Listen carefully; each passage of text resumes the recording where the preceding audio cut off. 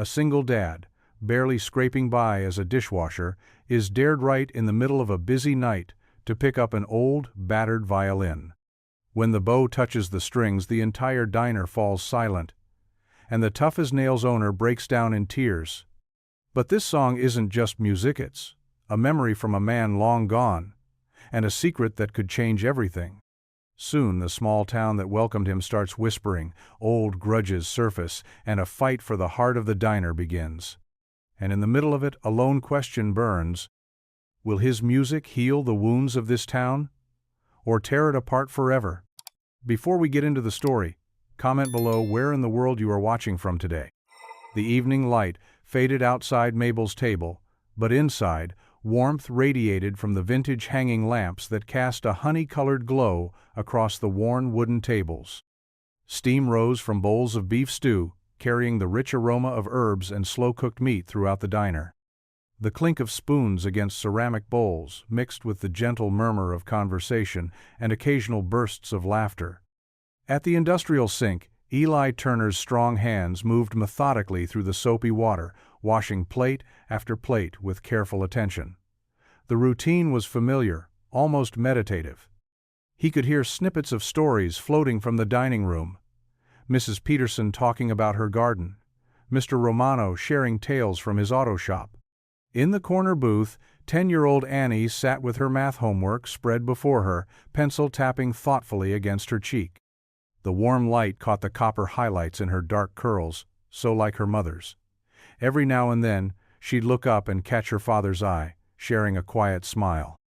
Sarah, one of the younger waitresses, burst through the kitchen doors with an armful of dirty dishes. Her face was flushed with frustration. Tonight's performer just called to cancel. Car trouble, apparently. She set the dishes down with a clatter. What are we going to do? Friday nights are supposed to have music. The kitchen fell silent, except for the sound of running water. Eli kept his eyes on his work, but he could feel Sarah studying him. A mischievous grin spread across her face. "Hey, Turner," she said, leaning against the counter. "I've seen that violin case in your locker. Why don't you fill in?" Eli's hands stilled in the sudsy water. "I just washed dishes here, Sarah." "Come on!" She raised her voice enough for the dining room to hear. "We need someone, and that case isn't just for show, is it?" The regulars at the counter turned around, interest piqued. "Eli plays?" Mrs. Peterson called out. "Well now, that's something I'd like to see." Mr. Romano joined in. "Give it a shot, son. Can't be worse than last week's guy with the kazoo." Eli's hands had started trembling slightly, sending ripples across the dishwater. He hadn't performed in public since before. The violin had been his private comfort, something shared only with Annie in their small apartment above the hardware store. Annie closed her math book and walked over to the sink. She touched his elbow gently, the way she always did when she knew he was wrestling with something difficult. "Do it for Mom," she whispered, her voice so soft only he could hear. "She always said your music was meant for more than empty rooms." Mabel appeared in the doorway then, her silver hair neat as always in its crown of braids, her sharp eyes taking in the scene. She'd been quietly wiping down tables, but now she stood with her hands on her hips, dish towel draped over one shoulder. "If you can play, Turner," she said, her tone carrying that familiar mix of challenge and warmth. "Now's the time." She paused, then added with a slight smile, "Though I warn you, my customers have high standards. They don't tip well for bad music." The diner had grown quiet, waiting. Eli looked down at his hands, calloused from years of work and marked with small scars from his time in the service. They were dishwasher's hands now, but they remembered other things. The feel of strings, the weight of the bow, the way music could pour out like water when you opened yourself to it. His eyes drifted to his locker, where the battered violin case leaned against the wall. It was his mother's once, then his, now Annie's inheritance, though she preferred singing to strings. The instrument inside bore its own scars, rescued from a pawn shop after he got back from his last tour. It wasn't much to look at, but it had heart, like everything else in this diner. Eli stood frozen between the familiar safety of his sink and something that felt like a calling, something that whispered of his wife's laugh when he played her favorite hymns, of Annie's face lit up with joy when he taught her the old songs. His hands trembled with more than just dishwater now, and his throat felt tight with all the music he'd kept inside since Claire died. The moment stretched out, filled with possibility and terror in equal measure. The violin waited in its case, patient as prayer, while Eli Turner stood at his sink, caught between what was safe and what might be waiting on the other side of fear. Steam rose from Eli's forearms as he stood alone in the cramped staff-changing area, the fluorescent light flickering overhead. The small space smelled of bleach and old mop water, but he barely noticed it anymore after 3 years of closing shifts. His reflection caught his eye in the scratched mirror mounted on the wall, dark circles under his eyes, worry lines etched deeper than usual around his mouth. With careful movements, he reached for the dented locker that held his few personal belongings. The metal door creaked as he opened it, revealing a battered violin case wedged between his jacket and a wrinkled spare uniform. The case's black leather was worn smooth in places, cracked in others, held together with electrical tape at one corner. Eli's hands trembled slightly as he lifted it out. The familiar weight brought a flood of memories. Sarah sitting cross-legged on their old apartment floor, smiling up at him as he played. Her gentle insistence that he keep practicing even when money was tight. The way she'd hum along while cooking dinner. The last time he'd played was at her funeral, 3 years ago. Since then, the violin had stayed silent, too painful to touch, but too precious to leave behind. Inside the case, the instrument nestled in its faded velvet lining. It wasn't anything special, just a pawnshop find from his teenage years. But Sarah had always said it sang like it had a soul. He lifted it carefully, checking the strings with practiced fingers. The bow needed rosin, and he applied it with slow, deliberate strokes, buying time as his heart hammered against his ribs. Through the thin walls he could hear the murmur of conversation from the dining room. Annie's voice carried above the rest, saying something that made others laugh. His daughter had her mother's way of brightening any room she entered. She believed in him, even when he didn't believe in himself. Eli tucked the violin under his chin, testing its familiar fit. The wood felt cool against his skin. He drew the bow across the strings in a quiet test, adjusting the tuning pegs until each note rang true. The small space, filled with the whispered sounds of preparation, the tightening of the bow, the subtle shifts of the bridge, the soft tap of his shoes as he shifted his weight. Taking a deep breath, he pushed open the door to the dining room. The conversations quieted as he walked to the small cleared area near the counter that served as a stage. Wooden floorboards creaked under his feet. Some of the regulars watched with curiosity, others with skepticism. Annie sat straighter in her booth, homework forgotten, her eyes shining with pride and anticipation. Mabel stood behind the counter, dish towel frozen mid-wipe, her expression unreadable. The overhead lights caught the silver in her hair, making it gleam like polished steel. She'd given him a chance when nobody else would. Hired him, despite his spotty work history after Sarah's death. He owed her more than she knew. Eli closed his eyes for a moment, gathering himself. The violin felt both foreign and familiar under his chin, like meeting an old friend after too many years apart. He lifted the bow, and in the suspended silence began to play. The first notes of Amazing Grace emerged softly, almost tentatively. His bow trembled slightly, the initial phrase wavering like a candle flame in wind. But as the melody took shape, something deep inside him began to unlock. The music grew stronger, more confident, filling the diner with its clear, pure tone.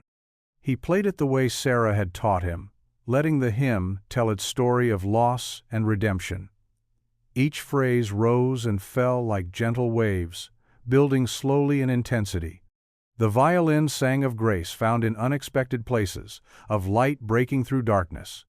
Without conscious thought, his fingers began to add subtle embellishments, grace notes that sparkled like morning dew, subtle slides between notes that spoke of yearning. Then, as the final verse would have begun, Eli let the melody transform. The slow, dignified hymn gradually quickened, morphing into the lively reel that Sarah used to dance to in their kitchen. The transition was seamless, a breath between grief and joy, a bridge between sacred and secular. His bow danced across the strings now, feet tapping unconsciously as he played. The fiddle tune spun through the air like autumn leaves in a swirling wind. It spoke of life's persistence, of happiness found even in hard times. His body swayed with the rhythm as muscle memory took over, fingers flying through the complex passages. This was Sarah's favorite part, where the music seemed to take on a life of its own, wild and free and unstoppable. Time seemed to stretch and compress. Eli lost himself in the flow of the music, barely aware of his surroundings.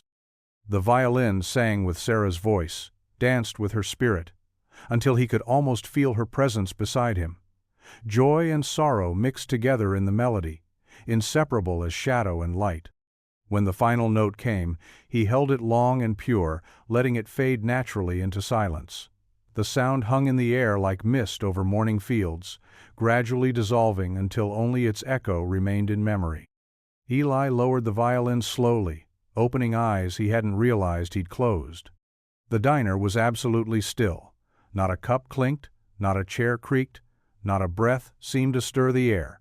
Every face was turned toward him, frozen in various states of wonder and surprise. Annie had both hands pressed to her mouth, tears streaming down her cheeks. Behind the counter, Mabel stood motionless. Her dish towel had dropped, forgotten to the floor.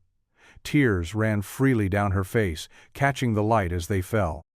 In all the years he'd known her, Eli had never seen her cry.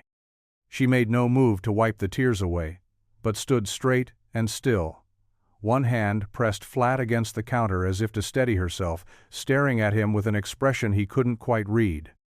The silence stretched, deep and complete, like the hush after the last hymn in church. The final note's ghost seemed to linger in the stillness, holding them all in its spell. The silence shattered like glass as the first person started clapping. Within seconds, the whole diner erupted in thunderous applause, the sound bouncing off the worn checkerboard tiles and wood-paneled walls. Some customers stood up, their chairs scraping against the floor. Others whistled and cheered, their faces lit with genuine joy. Mabel stood frozen behind the counter, tears streaming freely down her weathered cheeks. Sarah, the young waitress with the kind smile, quietly approached her with a clean white napkin. Mabel waved her away with trembling fingers, not even trying to hide her emotion. "That was beautiful," someone called out from the back. "Absolutely incredible," added another voice. Annie bounced in her seat, her math homework completely forgotten. Her eyes sparkled with pride as she watched her father lower the violin, his shoulders slightly hunched as if trying to make himself smaller under all the attention. Mrs. Peterson, the retired music teacher who'd been coming to the diner every Friday for the past 20 years, made her way to Eli. Her silver hair caught the warm light from the overhead lamps as she reached for his hand. "Young man, that was extraordinary. The way you wove that hymn into the folk melody, I've never heard anything quite like it." Eli ducked his head, his voice barely above a whisper. "Thank you, ma'am." More patrons gathered around him, offering words of praise and gratitude. Old Mr. Plass Jenkins, who usually just grumbled about his coffee being too hot or too cold, actually smiled. "Didn't know we had such talent washing our dishes," he said, clapping Eli on the shoulder. Annie slipped through the small crowd and wrapped her arms around her father's waist. "I knew you could do it, Daddy," she said, her face glowing. "Just like Mom always said." Eli's hand trembled slightly as he stroked his daughter's hair, careful not to bump the violin he still held in his other hand. The mention of her mother brought a shadow of grief across his features, but it was softened by Annie's unwavering support. Several people had their phones out, recording the moment. The local blogger, Jenny Chen, was already typing furiously on her laptop in the corner booth, her half-eaten slice of apple pie forgotten. Through it all, Mabel hadn't moved from behind the counter. She watched the scene unfold with red-rimmed eyes, one hand pressed against her chest. Finally, she seemed to gather herself and walked around the counter, her sensible shoes clicking against the floor. "Turner," she called out, her voice still unsteady. "A word?" The crowd parted as Mabel approached. She gestured toward the quiet corner near the kitchen entrance, away from the buzzing excitement of the dining room. Eli carefully placed his violin back in its case and followed her, his work-roughened hands fidgeting with his apron strings. In the relative privacy of the corner, Mabel turned to face him. The overhead light caught the silver in her hair and the moisture still clinging to her eyelashes. "That arrangement," she said, struggling to keep her voice steady. "Where did you learn it?" Eli shifted his weight, looking down at his worn work shoes. "It was a long time ago," he said softly. "I was maybe 12, staying at the Hope Harbor shelter downtown." He paused, collecting his memories. There was this man who'd come in sometimes, playing for the kids. Red hair, kind eyes. He'd sit on this old folding chair and just make music. Mabel's face had gone pale, the color draining from her cheeks. Her hand reached out to steady herself against the wall. "He played that exact version one night," Eli continued, lost in the memory.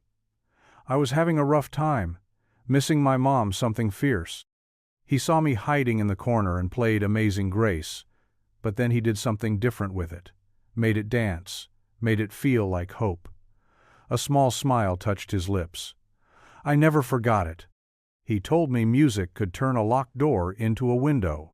The fluorescent light buzzed overhead as Mabel stood perfectly still, her eyes wide and glassy. When she finally spoke, her voice was barely a whisper, thick with emotion. "That was my bill. You couldn't have known." She turned away quickly, walking back to the counter with unsteady steps, pulling a tissue from her apron pocket to wipe her eyes. The regular dinner crowd watched her go, their faces reflecting a mix of concern and understanding. They'd all known Bill Donnelly, remembered his quiet strength and the way he'd fought his own battles while helping others with theirs. The dining room had settled into a gentle murmur, the earlier excitement giving way to something deeper, more reverent. Annie appeared at her father's side, slipping her small hand into his. Together, they watched Mabel compose herself behind the counter, straightening her apron with hands that still trembled slightly. The old diner's walls seemed to hold the echo of that sacred moment, the intersection of past and present, of strangers becoming family, of music building bridges across years of silence. Outside, the evening had deepened into true night, but inside Mabel's table, something bright and unexpected had bloomed, like a flower pushing through concrete, reaching for the light. The last customer waved goodbye, the little bell above the door chiming softly in the empty diner. The overhead lights cast long shadows across the worn linoleum floor as Eli and Annie worked together, lifting chairs onto tables. The familiar routine of closing time filled the space with quiet shuffling and the occasional clink of dishes being put away. Annie hummed the tune her father had played earlier, her small hands gripping the chair backs as she helped turn them upside down. The wooden legs pointed toward the ceiling like reaching fingers in the dimmed light. "Leave those last few," Mabel called from behind the counter. Her voice was different now, softer, with none of its usual briskness. "Come sit, I'm making hot cocoa." The rich smell of chocolate soon filled the air as Mabel stirred a pot on the small burner. She'd insisted on using the stovetop instead of instant powder, muttering something about doing things proper. Steam rose in delicate wisps as she poured the dark liquid into 3 thick ceramic mugs, each one decorated with faded flowers. "Extra marshmallows for Miss Annie," Mabel said, dropping a handful of white puffs into one of the mugs. Annie's eyes lit up as she climbed onto a counter stool, her legs swinging beneath her. Eli settled onto the stool next to his daughter, his work-worn hands wrapped around the warm mug. The three of them sat in comfortable silence for a moment, the only sound, the quiet hum of the refrigerator and the occasional clink of spoons against ceramic. "That night at the shelter," Eli began slowly, his voice low and thoughtful. "I was 12, maybe 13. It was one of those bitter cold Michigan winters, the kind that gets into your bones." He paused, taking a sip of cocoa. "My foster placement had fallen through, and the system was overwhelmed. The shelter was packed that night." Annie leaned against her father's arm, her eyes heavy but attentive. She'd heard pieces of these stories before, but never the whole thing. Mabel stood perfectly still on the other side of the counter, her hands pressed flat against its surface. "I remember being so hungry," Eli continued. "Not just for food, though there was that too, but for something else. Something I couldn't name back then." He smiled slightly. "Then this man came in. Red hair going gray at the temples, kind eyes. He had this old violin case, all scratched up and held together with duct tape." Mabel's breath caught audibly. "Bill always used silver duct tape on that case," she whispered. "Said it gave it character." Eli nodded. He sat down in the corner, not saying much to anyone, just started playing. When that melody began, that mix of Amazing Grace and the old folk tune, it was like. He searched for words simple enough for Annie to understand.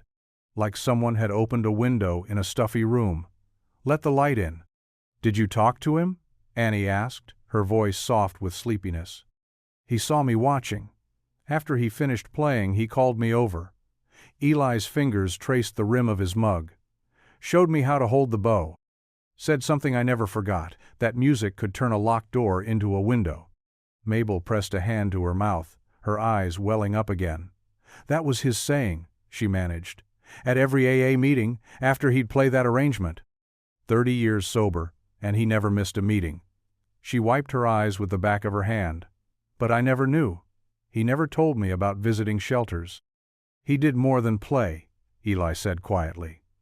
"He brought extra sandwiches, warm socks, didn't make a big deal about it, just set them down and picked up his violin." "That sounds like Bill."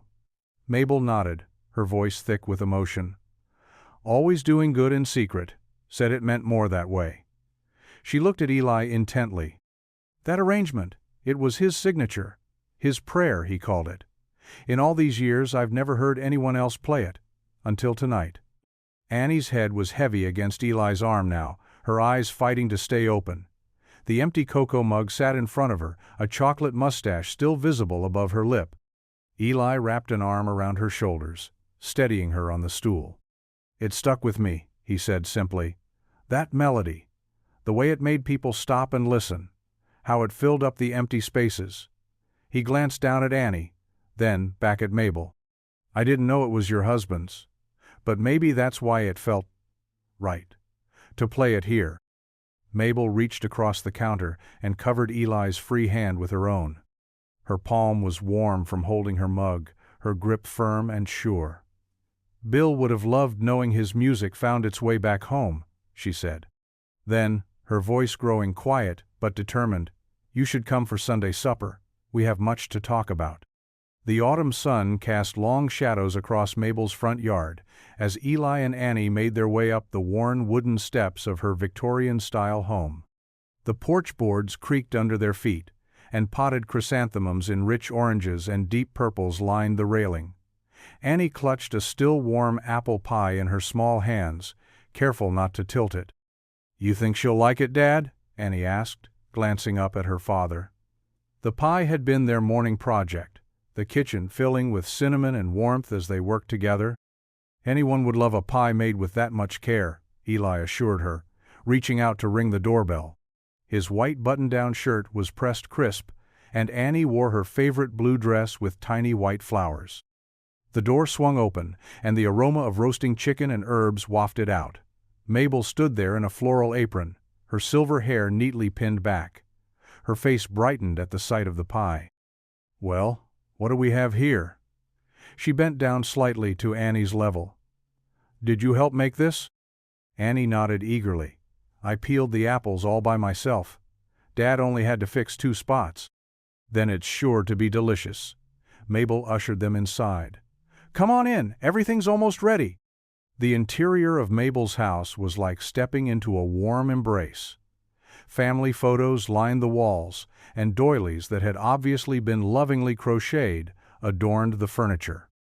The dining room table was already set with her good china, 3 place settings arranged with care. "Can I help with anything?" Eli offered, following Mabel toward the kitchen. "You're guests," she insisted, but Annie had already spotted the bowl of potatoes waiting to be mashed. "I'm good at that," the little girl exclaimed. "Dad says I'm the official potato masher at home." Mabel laughed, a rich, genuine sound. "Well, who am I to turn down an official potato masher?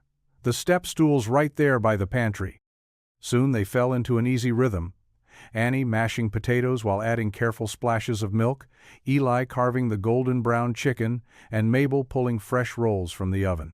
The kitchen filled with comfortable chatter and the clinking of serving spoons.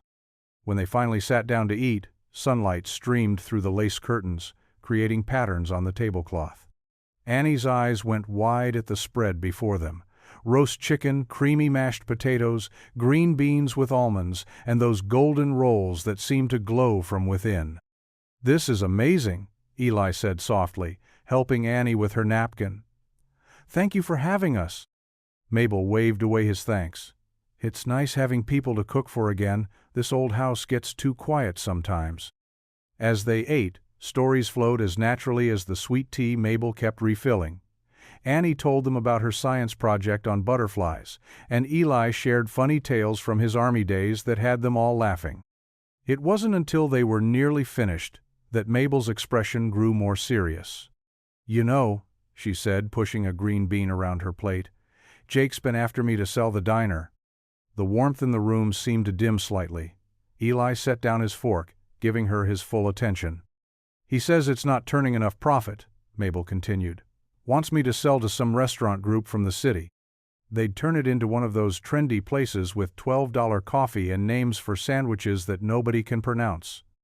Annie looked up from her potatoes, concern crossing her young face. "But what about neighbor night?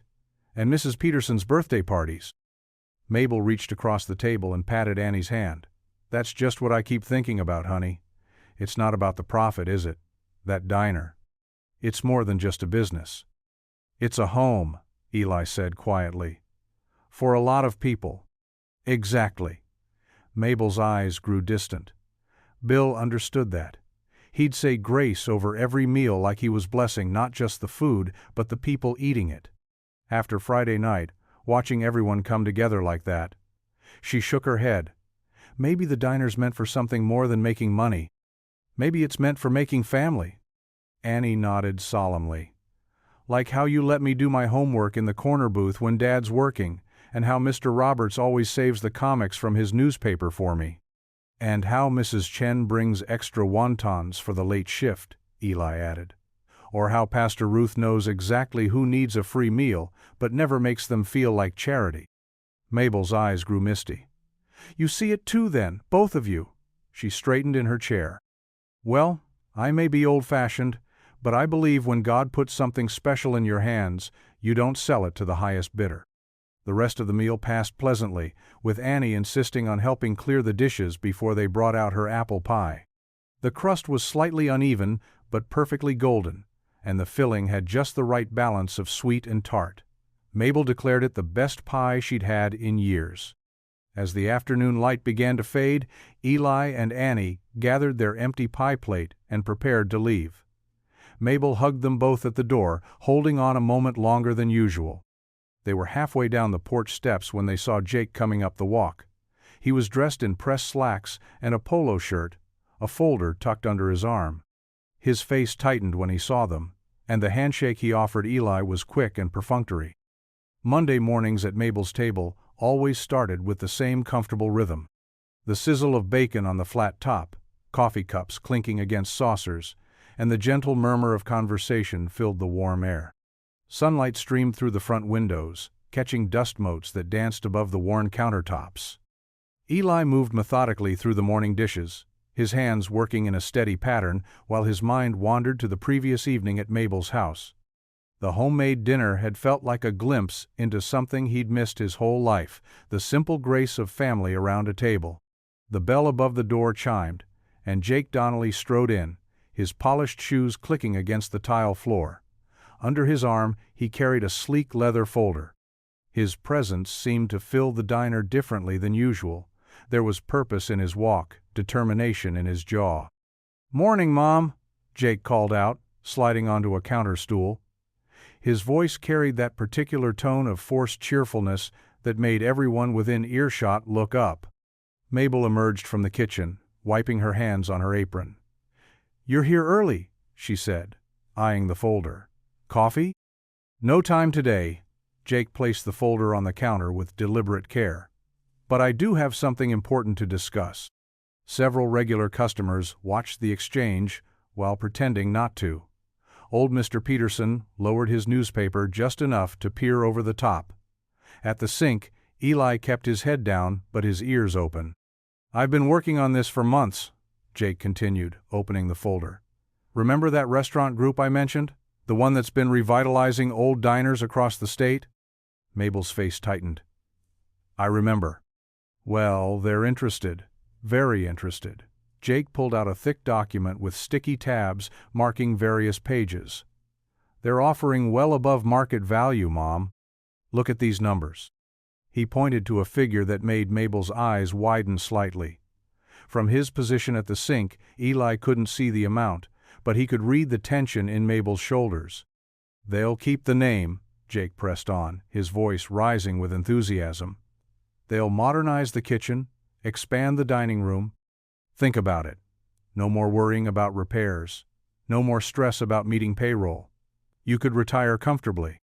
The word retire seemed to hang in the air like smoke. Several of the regulars shifted uncomfortably in their seats. "And the staff?" Mabel asked quietly. "They'll keep on anyone who wants to stay," Jake assured her. "Though they'll probably bring in some of their own people too. Professional management, trained chefs." His eyes flickered briefly toward Eli. "People with proper experience." The dismissal in his tone was subtle but clear. Eli focused on scrubbing a particularly stubborn pot, his jaw tight. "There's a deadline," Jake continued, tapping the paper. "They need an answer by Thanksgiving.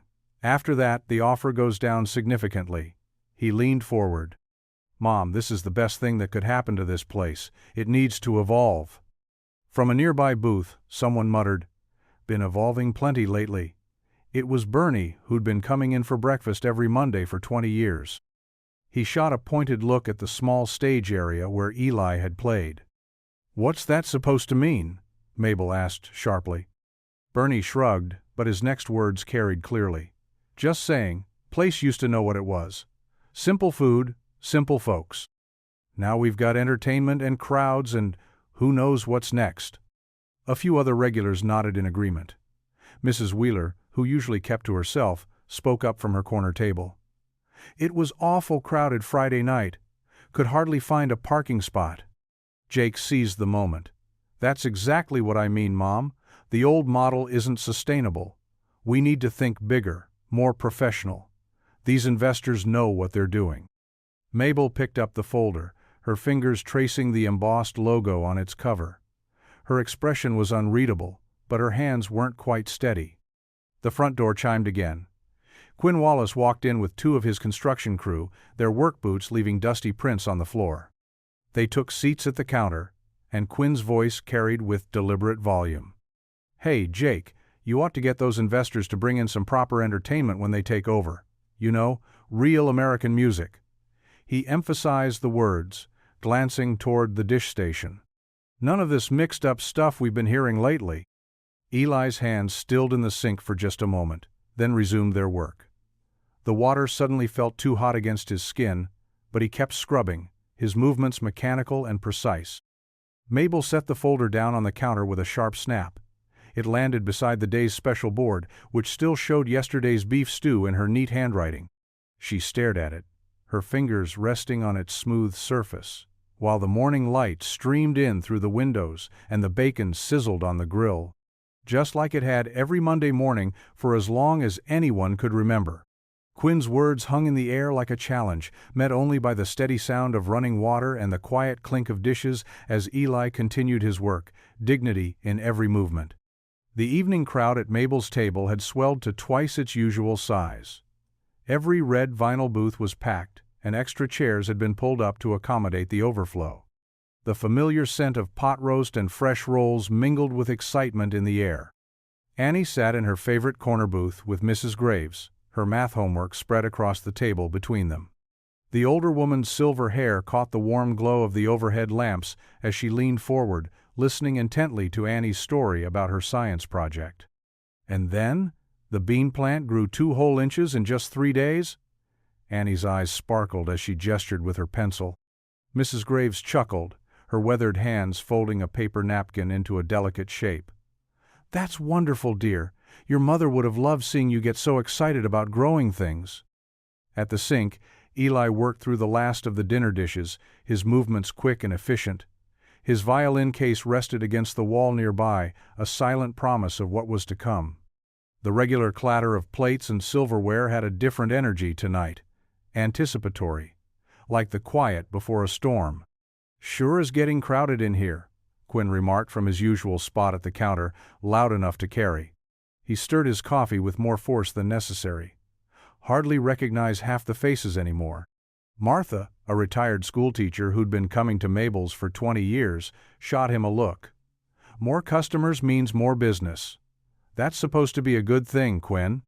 "Yeah, well, some of us liked it just fine the way it was." Mabel emerged from the kitchen, wiping her hands on her apron. She'd started wearing her silver hair down on music nights, and it softened her usual no-nonsense expression. "5 minutes till showtime, Eli. You about done with those dishes?" Eli nodded, drying his hands carefully. He could feel the familiar flutter of nerves in his stomach, but it was different now, more like anticipation than fear. He caught Annie's eye across the room, and she gave him a thumbs up. As he retrieved his violin from its case, a group of college students came through the door, their cheeks pink from the evening chill. They squeezed into the last remaining spaces at the counter, chattering excitedly about the viral video they'd seen. "That's him," one whispered, not quite quietly enough. "The one who played Amazing Grace." 2 older men at a corner table shook their heads, pushing away their half-finished plates. "Getting so you can't hear yourself think in here anymore," one muttered, as they headed for the door. But their exit was barely noticed in the growing warmth of the crowd. Mrs. Peterson, who ran the flower shop next door, had brought her teenage daughter for the first time. The girl sat transfixed as Eli took his place in the small clearing by the counter. The first notes filled the air, a gentle hymn that gradually wove itself into an old folk tune. Eli's fingers moved across the strings with quiet confidence, his eyes closed. The melody spoke of loss and hope, of hard times and healing, of a grace that could bridge any divide. Annie beamed with pride, her homework forgotten. Mrs. Graves patted her hand, her own eyes misty. Even Quinn had gone quiet, his coffee cup suspended halfway to his mouth. A young woman with a camera phone held it up discreetly, but Mabel shook her head. "No recordings tonight, honey. Some things are best experienced in person." The music shifted into something livelier, an Irish reel that had feet tapping under tables. The college students swayed in their seats, and Mrs. Peterson's daughter looked as if she might burst with joy. But not everyone shared the mood. Near the kitchen, 2 regulars spoke in low voices. Place used to be about the food and the folks who live here, turning into some kind of tourist attraction. Their words carried just far enough to reach Sarah, the youngest waitress, who'd been serving them for years. Her shoulders tensed as she refilled their water glasses. The set lasted just over an hour. As the final notes faded, the applause was genuine and warm from most of the crowd. New faces mixed with old as people stood to leave, some stopping to thank Eli personally. "My mother would have loved this," said a woman with gray-streaked hair. "She used to tell me about barn dances when she was young." "You've got a real gift," added a man in a business suit, pressing an extra 20 into the tip jar. As the crowd thinned, Eli carefully returned his violin to its case. His hands were steady now, the nervous energy replaced by a familiar calm. He could feel the weight of different gazes on him, some appreciative, some uncertain, a few clearly disapproving. Annie bounced over, Mrs. Graves following at a more sedate pace. "That was the best one yet, Dad? Did you see how many people came?" "You've brought something special here," Mrs. Graves added softly. "Don't let anyone tell you different." Mabel approached as the last customers filtered out, leaving only the regulars nursing their coffee. Her face was thoughtful as she leaned close to Eli.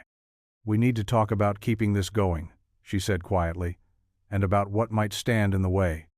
The words hung in the air between them, heavy with meaning. The diner had changed. They could all feel it. The question was whether that change would heal or divide.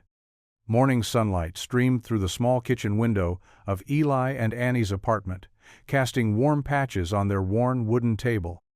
Steam rose from 2 bowls of oatmeal, dressed with brown sugar and a handful of raisins, their Saturday morning ritual. Annie sat cross-legged in her chair, her purple pajamas still on, holding her tablet while Eli added a splash of milk to his bowl. "Look, Dad, the video has over 10,000 views now." Annie's voice bubbled with excitement as she turned the screen toward him. "Mrs. Peterson from the library shared it on her page too." Eli smiled softly, stirring his oatmeal. He still wasn't used to seeing himself on screen, the way his shoulders hunched slightly over the violin, how his eyes closed when he hit certain notes. The diner's warm lighting gave everything an amber glow, making the scene look almost magical. "That's real nice, honey," he said, taking a spoonful of oatmeal, "though I still think people are making too big a deal of it." Annie scrolled through the comments, reading them aloud. "Listen to this one. Beautiful arrangement. Brought tears to my eyes." And here's another. "This is what music is supposed to be about, bringing people together." Eli watched his daughter's face light up with each positive comment, her pride in him evident in every word she read. His heart swelled, remembering how her mother used to beam the same way when he played. But then Annie's expression changed, her forehead creasing. She went quiet, thumb hovering over the screen. "What is it, sweetheart?" Eli asked, though he already knew. He'd seen some of the comments himself late last night. "Some people are being mean," Annie said, her voice smaller now. "Someone wrote, 'Hire real local musicians, not dishwashers playing pretend.' And another one says—" She trailed off, biting her lip. Eli reached across the table and gently lowered the tablet. "Hey now, look at me." Annie raised her eyes to meet his, and he saw the hurt there, the confusion that always came when she encountered the uglier side of people's hearts. "Remember what your mom used to say about garden weeds?" he asked. Annie nodded slowly. "That they're loud and pushy, but the flowers are prettier and last longer?" "That's right." Eli smiled, reaching out to tuck a strand of hair behind her ear. "Those unkind comments? They're just weeds. Look how many more beautiful ones there are. The kindness is always louder, even if the mean ones try to shout over it." Annie stirred her oatmeal, considering this. "But why do people have to be mean at all? Your music was beautiful. Even Mabel cried, and she never cries." "Some folks get scared when things change," Eli explained, choosing his words carefully. "When they're scared, they sometimes say hurtful things. But that's about them, not about us. We just keep playing our music, being kind, doing our best. That's all anyone can do." Annie nodded, sitting up straighter. "Like when Jenny Thompson was mean to Maria at school, and I shared my lunch with Maria anyway?" "Exactly like that," Eli said, pride warming his voice. "You showed kindness was louder that day too." They ate in comfortable silence for a few minutes, the morning sun climbing higher outside their window. The familiar sounds of their neighborhood drifted in, kids playing basketball at the court across the street, Mrs. Rodriguez watering her window boxes next door, the distant rumble of the weekend train. Annie had just started telling him about her plans to practice harmony for their next performance when Eli's phone buzzed on the table. It was a text from Mabel. "Come by before lunch," it read. "I've got an idea." Annie peered at the message. "What kind of idea do you think Miss Mabel has?" "Won't know till we hear it," Eli said, picking up their empty bowls. "But first, somebody needs to get dressed and practice her multiplication tables." Annie groaned dramatically, but slid off her chair with a grin. As she headed to her room, she called over her shoulder, "Can we practice that new song after?" "You bet," Eli replied, watching her go. He looked back at his phone, at Mabel's message, and felt a flutter of hope in his chest. Despite the weeds trying to take root in the comments section, something good was growing at Mabel's table. He could feel it, sure as he could feel the music in his bones. The autumn evening wrapped around Mabel's table like a cozy quilt. Through the steamy windows, strings of white lights twinkled, creating a warm glow that beckoned people inside. The usual Friday crowd had swelled to fill every corner of the diner, with familiar faces and newcomers alike balancing paper plates loaded with home-cooked dishes. Long tables lined the walls, covered in checkered cloths and laden with an array of comfort foods. Mrs. Peterson's famous green bean casserole sat next to Ruth Martinez's enchiladas. Steam rose from Carol Wilson's chicken and dumplings, while a rainbow of Jell-O salads wobbled near a tower of deviled eggs. The smell of fresh-baked rolls mingled with the aroma of 5 different kinds of mac and cheese. Annie Turner weaved between the tables in her blue dress, helping elderly Mrs. Graves arrange her cornbread on a platter. Her dark curls bounced as she moved, and her smile lit up whenever someone complimented the spread. "My dad made his special honey butter for the rolls," she told anyone who would listen, pointing proudly to the butter dish shaped like a beehive. Eli stood near the makeshift stage area, carefully tuning his violin. He wore a pressed blue shirt, the one Annie had insisted matched his eyes, and though his hands were still rough from dishwater, they moved with gentle precision across the strings. A few feet away, Pastor Ruth adjusted the microphone stand, her silver-streaked hair caught in the soft lighting. "Friends and neighbors," Pastor Ruth's warm voice carried across the busy room. The chatter quieted as people found seats or leaned against walls, paper plates balanced carefully in hand. "Before we continue our meal and music, I'd like to say a few words about gratitude." She paused, looking around the room with kind eyes. Gratitude isn't just about saying thank you. It's about recognizing the bonds that hold us together as a community. Tonight, every dollar we raise goes to help our veterans and widows, those who've given so much and those who carry on with courage. Heads nodded throughout the crowd. In the corner, old Mr. Jenkins, who'd served in Korea, dabbed at his eyes with a napkin. His neighbor patted his shoulder gently. "And speaking of courage," Pastor Ruth continued, "we're blessed to have music that reminds us of what matters most. Eli and Annie Turner, would you share your gift with us?" Eli stepped forward, violin ready. Annie joined him, smoothing her dress nervously. The diner fell silent, except for the soft clink of forks against plates and the hum of the overhead fans. The first notes of "Lean on Me" floated from Eli's violin, sweet and clear. Annie's voice joined in, pure and true, her young soprano wrapping around the melody like morning light. As the song progressed, feet began to tap and heads swayed. Mrs. Graves started humming along, then Mr. Peterson's deep bass joined in. By the chorus, nearly everyone was singing. Even Mabel, counting donations at the register, lifted her voice. The harmony swelled, filling every corner of the diner with hope and connection. Annie's face glowed as she led the impromptu choir, her confidence growing with each verse. They moved through a medley of songs, some old hymns, some folk tunes, each one carrying its own message of fellowship and faith. Eli's violin spoke of joy and sorrow, of struggle and triumph, while Annie's voice soared above it all like a prayer. Between songs, people shared stories.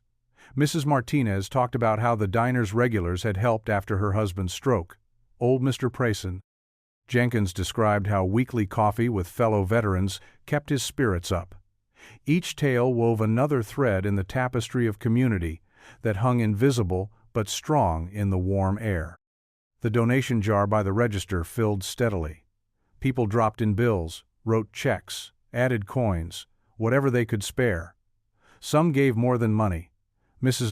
Graves announced she would knit winter scarves for anyone who needed them, and Mr. Peterson offered free oil changes to widows' cars.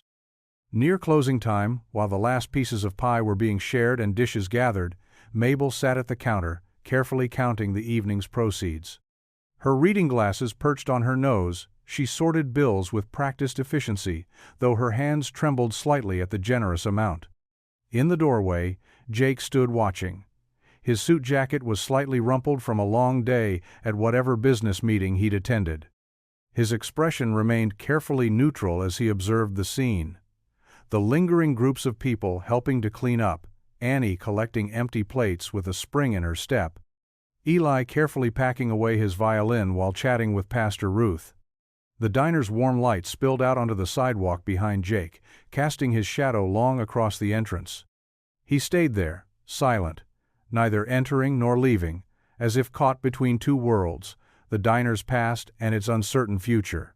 Through the open door, the autumn night air carried the last notes of community and connection, while inside, Mabel continued to count, her fingers moving steadily through the donations that would help their neighbors in need. The Saturday afternoon sun slanted through Mabel's table's windows, casting long shadows across the worn linoleum floor. In her usual corner booth, Mrs. Hattie Graves sat surrounded by fabric squares, needles, and spools of thread. Her weathered hands moved with practiced grace over a large patchwork quilt that spread across the entire table surface. "Mind if I freshen that tea, Mrs. Graves?" Eli asked, coffee pot in hand as he made his rounds. "Oh, bless you, Eli." She smiled up at him, her eyes crinkling behind her wire-rimmed glasses. "And come, sit a spell if you're not too busy. I'd love to show you what I'm working on." Eli glanced around the half-empty diner. The lunch rush had died down, leaving only a few regulars nursing coffee cups. He slid into the booth across from Mrs. Graves, careful not to disturb the colorful fabric pieces scattered across the table.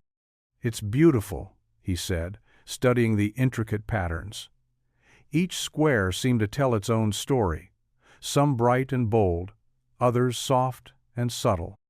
Mrs. Graves ran her hand over a deep blue square with a silver anchor stitched in the center.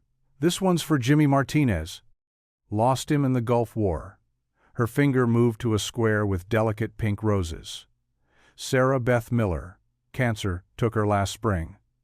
She touched a simple white square with a single red heart. "And Tommy Wilson, overdose, poor soul. His mama still comes in every Sunday after church." Eli's throat tightened as he realized what he was looking at. It's a memorial quilt. Every square tells a story of someone Cedar Creek has lost. Mrs. Graves nodded. "But more than that, it's a reminder that we're all connected. Grief has a way of either pulling people apart or bringing them together. I'm hoping this quilt helps do the latter." She reached into her sewing basket and pulled out several blank fabric squares. "I've been asking folks to add their own squares. Some stitch names, others add little pictures or symbols. Whatever speaks to their heart." From across the diner, Annie appeared at their table, drawn by the colorful display. "Can I help, Mrs. Graves?" "Of course, sweetheart." Mrs. Graves patted the seat beside her. "Your daddy might want to add a square, too." Eli's hands trembled slightly as he picked up one of the blank squares. Mrs. Graves quietly pushed her sewing basket toward him, filled with threads of every color imaginable. "I'm not much good at sewing," he admitted. "The stitches don't have to be perfect, dear. They just have to come from the heart." For the next hour, as the afternoon crowd thinned and grew again, people stopped by Mrs. Graves' booth. Some just looked, others shared stories, and a few sat down to add their own contributions. Pastor Ruth stitched a simple cross for her brother. Old Mr. Peterson, who rarely spoke to anyone, spent 30 minutes carefully sewing his wife's name in crooked letters. Eli worked slowly on his square, picking out dark purple thread, Maria's favorite color. His stitches were uneven, but gradually a small violin took shape in the corner, with musical notes floating across the fabric. In the center, he embroidered her name in simple letters. Maria Turner, beloved. Annie leaned against his shoulder, watching him work. "Mom would like it, Dad." Mrs. Graves smiled gently at them both. "She's right, Eli. Every stitch is an act of love." As the afternoon wore on, more people came and went. Quinn's wife surprised everyone by adding a square for her father, sharing stories about his struggle with alcohol and his eventual recovery through the AA meetings that used to be held in the diner's back room. Even some of the teenagers who usually just ordered fries and giggled in the corner came over to look and listen. Mrs. Graves told stories as she worked, her needle flying in and out of the fabric. She remembered when the diner first opened, how it had always been more than just a place to eat. "This place has been holding this town together for longer than most folks realize," she said, carefully joining another square to the growing quilt.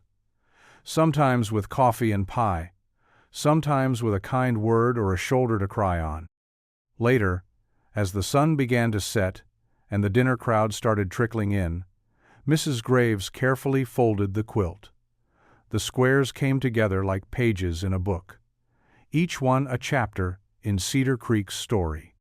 She stood slowly, her joints creaking a bit, and carried the folded quilt to the counter. Mabel, who had been watching quietly all afternoon, ran her hand over the soft fabric. "Where should we put it, Hattie?" "Right here on the counter for now," Mrs. Graves said. "Let people see it, touch it, add to it. Let it remind us all why this place matters." The quilt lay there, more than just fabric and thread. It was a testament to shared grief, to memories honored, to a community that could still come together despite its differences. Each square spoke of loss, but together they created something new, something that offered comfort and connection. Annie touched the square her father had made, tracing the musical notes with her finger. "It's like all the sad stories make something beautiful when you put them together," she said softly. Mrs. Graves squeezed her shoulder. "That's exactly right, dear. That's exactly right." Jake pushed through the swinging kitchen doors during the quiet stretch between breakfast and lunch. The morning sun streamed through the small window above the sink, catching dust motes in its beam. Eli stood at the prep station, methodically chopping carrots for Mabel's signature beef stew. The kitchen was empty except for them. Annie sat in her usual booth doing homework, and Mabel had stepped out to the bank. The only sounds were the steady thunk of Eli's knife against the cutting board and the hum of the refrigerator. "We need to talk," Jake said, his voice tight. He planted himself at the end of the prep table, arms crossed. Eli set his knife down carefully and wiped his hands on his apron. "What's on your mind?" "Cut the nice guy act." Jake's words came out sharp and bitter. "I know what you're doing with all this music stuff. Playing on Mom's emotions, reminding her of Dad. It's manipulation, plain and simple." Eli turned to face him fully, keeping his expression neutral. "That's not what this is about." "No?" Jake's laugh held no humor. "Every Friday night, you're up there with your sad songs and your perfect little family act with Annie, and Mom just eats it up, doesn't she? Meanwhile, there's a legitimate business opportunity on the table that could actually help this place survive." Through the kitchen window, Eli could see Annie at her booth. She had stopped writing in her notebook and was sitting very still, clearly listening. Her shoulders were tense. "The investors I found," Jake continued, his voice rising, "they're willing to put real money into this place. Modern equipment, expanded seating, proper entertainment, not just some dishwasher with a pawnshop violin." He jabbed a finger toward Eli's chest. "They'll hire actual musicians. Professional ones." Eli took a slow breath, careful to keep his voice level. "The diner's doing fine as it is. People come here for more than just food or entertainment." "That's exactly the problem." Jake slammed his palm against the steel prep table, making the carrots jump. "You've got Mom thinking this place is some kind of community center. It's a business, Turner. A failing one that needs serious updating if it's going to survive." Annie appeared in the kitchen doorway, her face pinched with worry. "Dad?"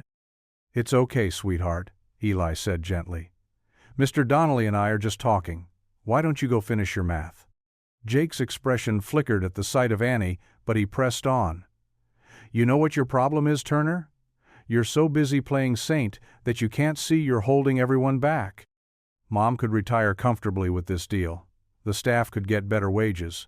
But no, you've got her convinced that keeping things exactly the same somehow honors Dad's memory." Eli began gathering the chopped carrots into a bowl, his movements deliberate and calm. "I think your mother knows her own mind, Jake. And her own heart." "Her heart?" Jake's voice dripped with sarcasm. "That's exactly what you're exploiting. Every time you play one of Dad's old songs, every time you bring up that shelter story, you're manipulating her guilt and grief to get what you want." Annie still stood in the doorway, her hands gripped tightly together. Eli caught her eye and gave her a reassuring nod. "I understand you're frustrated," Eli said quietly. "But I'm not going to argue with you about this. Your mother will make whatever decision she feels is right for the diner." "Of course you won't argue," Jake spat. "Because you know I'm right. You're nothing but a—" "Mr. Donnelly," Eli cut in, his tone firm but gentle, "I think we're done here." Jake's face flushed red. He opened his mouth as if to say more, then snapped it shut. With a final glare, he turned and stormed out through the swinging doors, nearly colliding with a startled waitress. Annie hurried to Eli's side. "Dad, are you okay?" "I'm fine, sunshine," he squeezed her shoulder.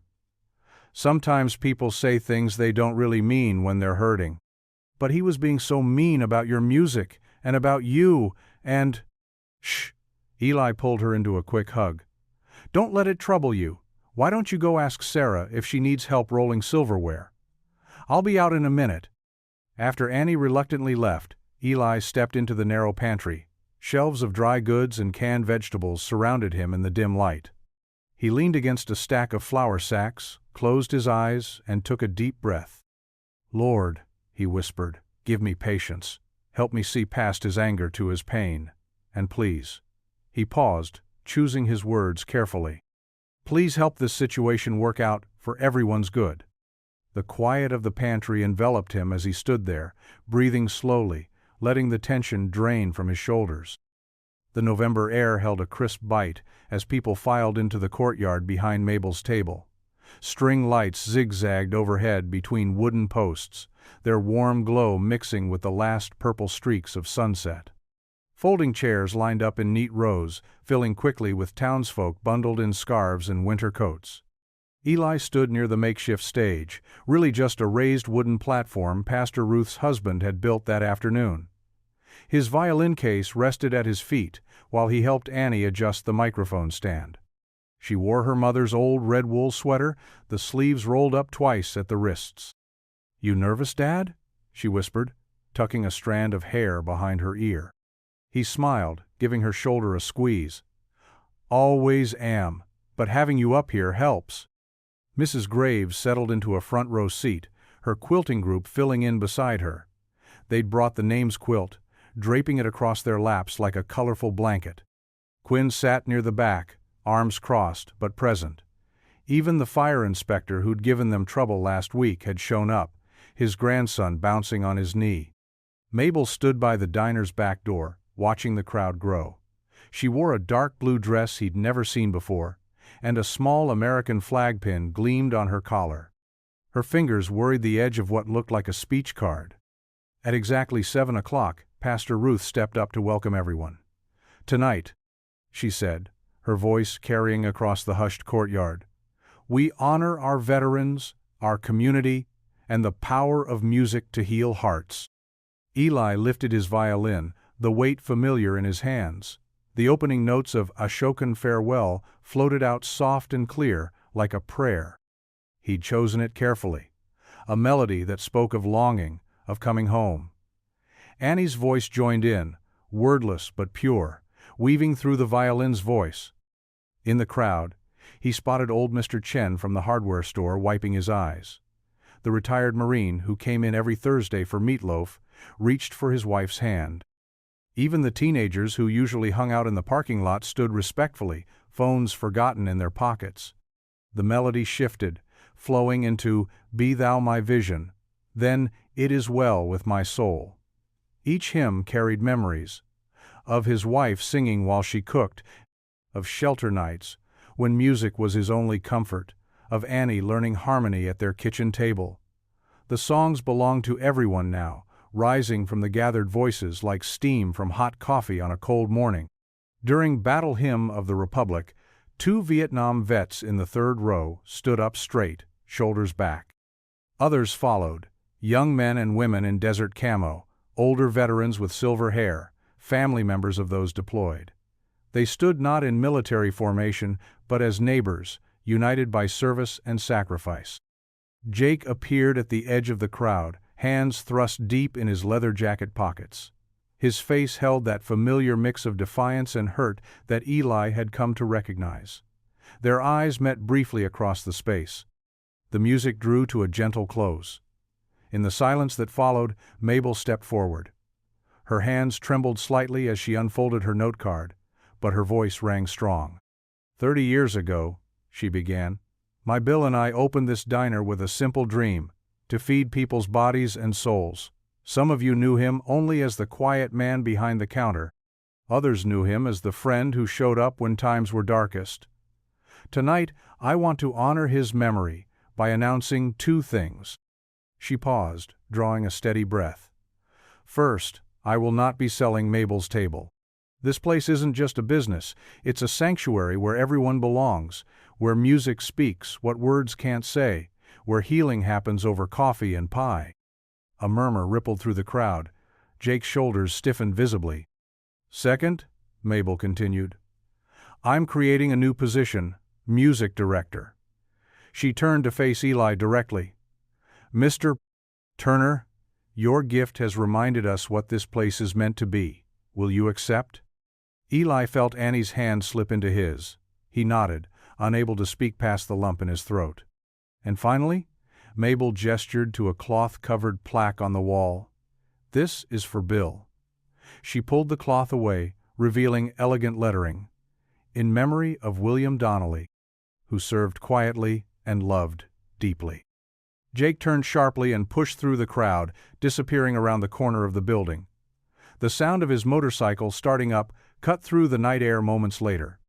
But the evening wasn't finished. Someone in the back started humming Amazing Grace, the same arrangement Eli had played that first Friday night. Others joined in, voice by voice, until the old hymn filled the courtyard. Under the starlit sky, surrounded by neighbors both old and new, the music rose like a shared prayer of hope. The final verse faded into the gentle rustle of winter wind through bare branches. Eli looked down at his violin, its scratched surface reflecting the string lights above. Annie leaned against his side, humming softly. And in that moment, the diner felt more like home than ever before. The first hints of dawn were barely touching the horizon when Mabel pulled into her usual parking spot behind the diner. Her breath made little clouds in the chilly morning air as she walked to the back door, keys jingling in her hand. The routine was as familiar as breathing after all these years. Arrive by 5:30 a.m., start the coffee, prep for breakfast service. But this morning, something disrupted her rhythm. A white envelope lay on the welcome mat, weighted down by a small stone. Mabel's name was written across the front in careful block letters. She picked it up, looking around the empty parking lot. The paper felt thick and expensive between her fingers. Inside the diner, she flipped on the lights and settled onto her favorite stool at the counter before opening the envelope with trembling hands.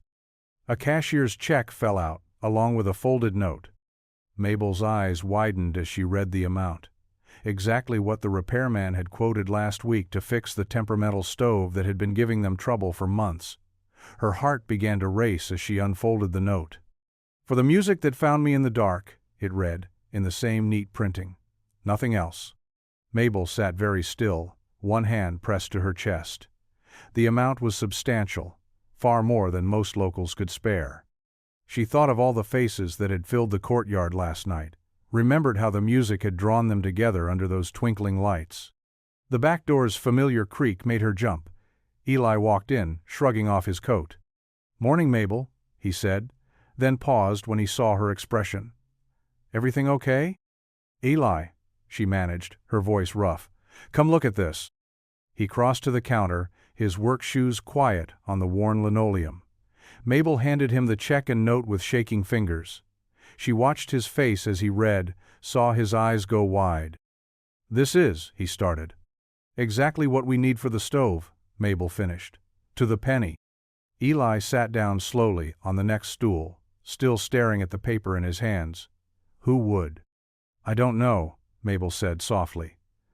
"But that line about the music, it makes me wonder if it's someone Bill helped, back in his AA days, someone who heard you play that arrangement."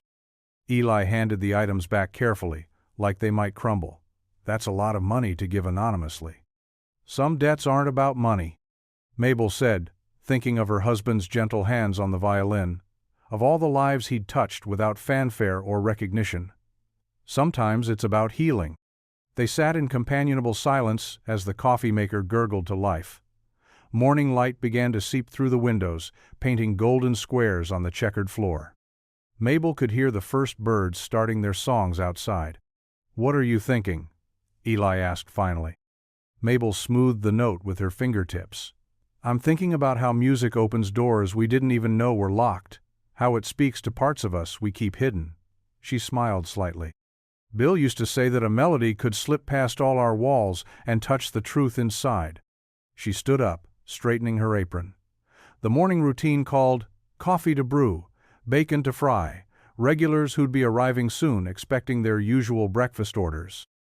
But first, she carefully folded the note and slipped it into her apron pocket, patting it once like a treasured keepsake. Warm afternoon sunlight slanted through the diner's windows, casting long shadows across the mostly empty dining room. The lunch rush had ended, leaving behind the lingering scent of coffee and apple pie. At a corner booth, Mrs. Graves sat with Mabel and Eli, their coffee cups steaming between them. Mrs. Graves' weathered hands wrapped around her mug, her silver hair catching the light. She'd been unusually quiet today, her usual sparkle dimmed by something weighing on her mind. Eli noticed how she kept glancing at Mabel, then down at her coffee, as if gathering courage. "Mabel," Mrs. Graves finally said, her voice soft but clear. "There's something I need to talk about, something from a long time ago." Mabel set down her cup, sensing the gravity in her old friend's tone. "What is it, Hattie?" Mrs. Graves smoothed her napkin, a habit she'd developed over decades of difficult conversations. "Do you remember the Sweet Harmony Gospel Quartet?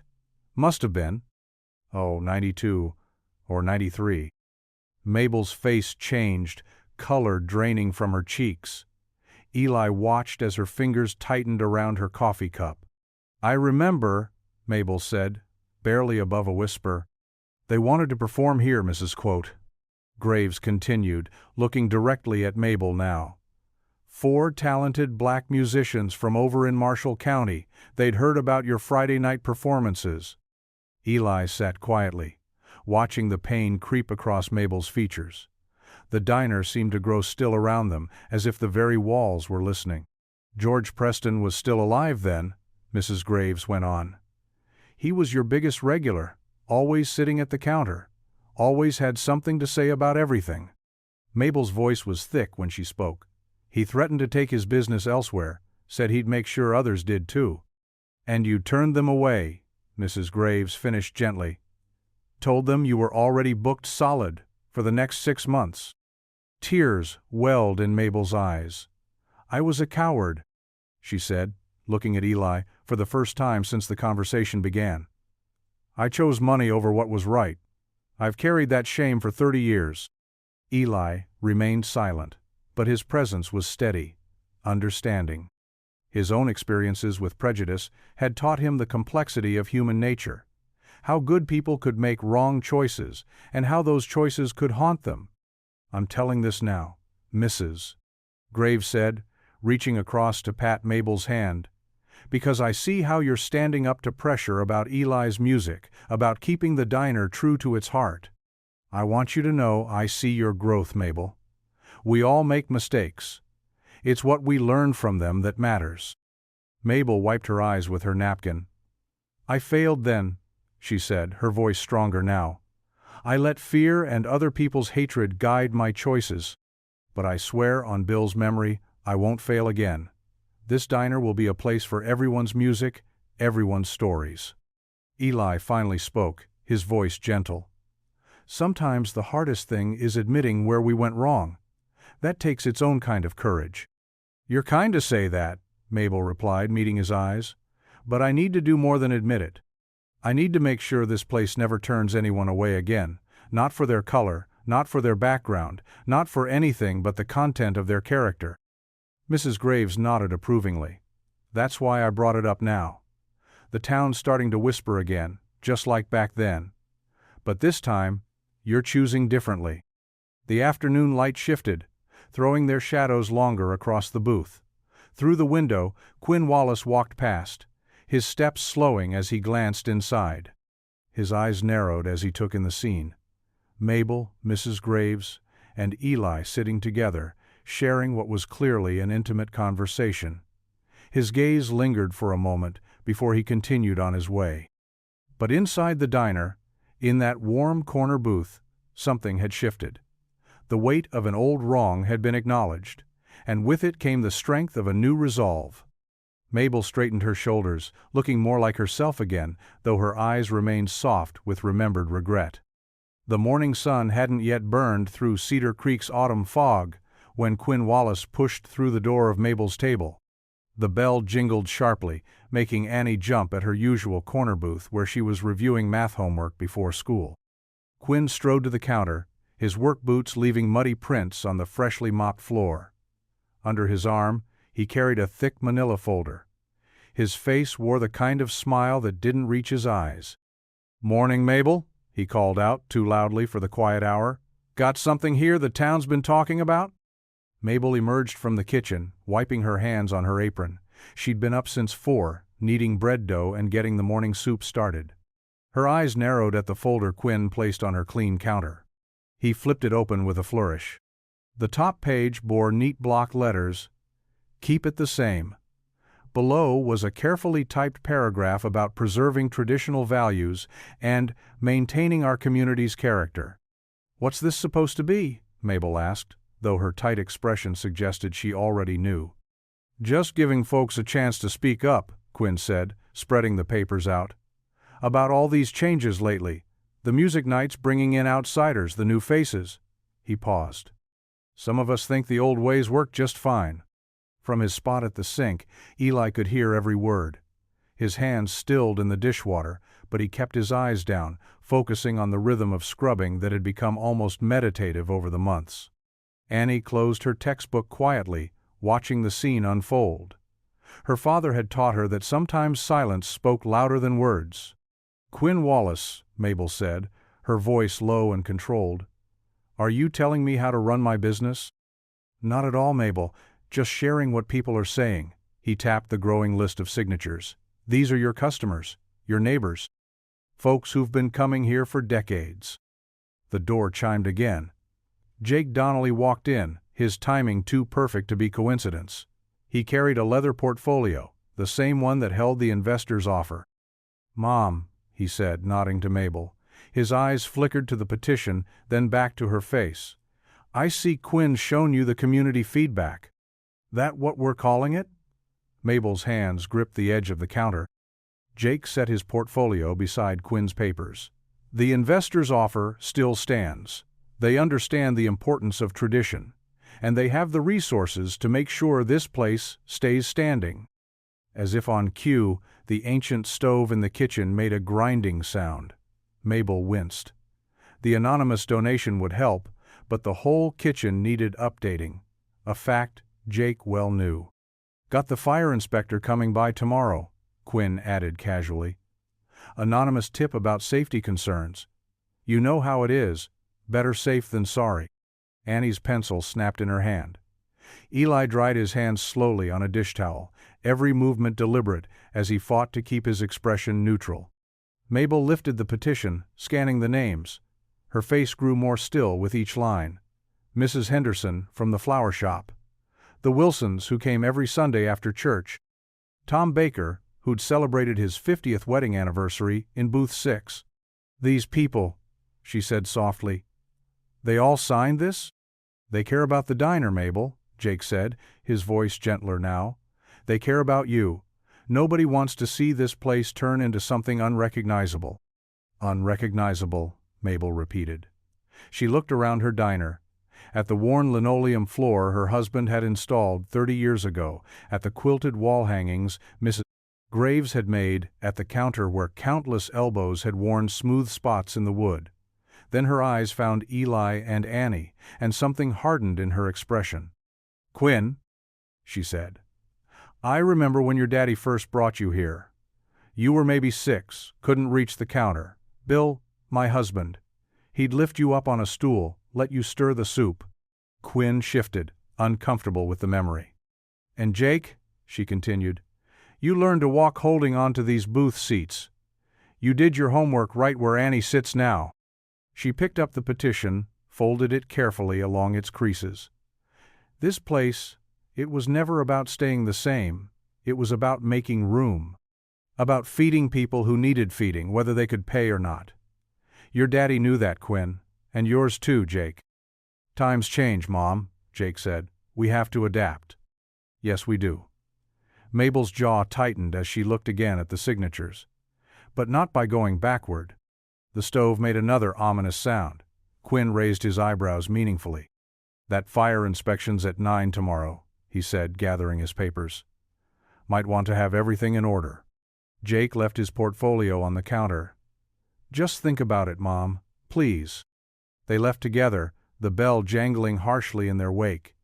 Annie moved to her father's side, slipping her small hand into his. Mabel stood at the counter, her fingers tracing the names on the petition. Friends, all of them, or so she'd thought. The morning light caught the silver in her hair, the tired lines around her eyes. But her back was straight, her chin lifted. The same strength that had carried her through Bill's illness, through raising Jake alone, through decades of early mornings and late nights, it was there in every line of her face. The kitchen timer buzzed, calling her back to work. There were biscuits to check, soup to stir, tables to wipe. The diner's rhythm continued as it had for 40 years, steady as a heartbeat. The Friday night crowd at Mabel's table buzzed with energy.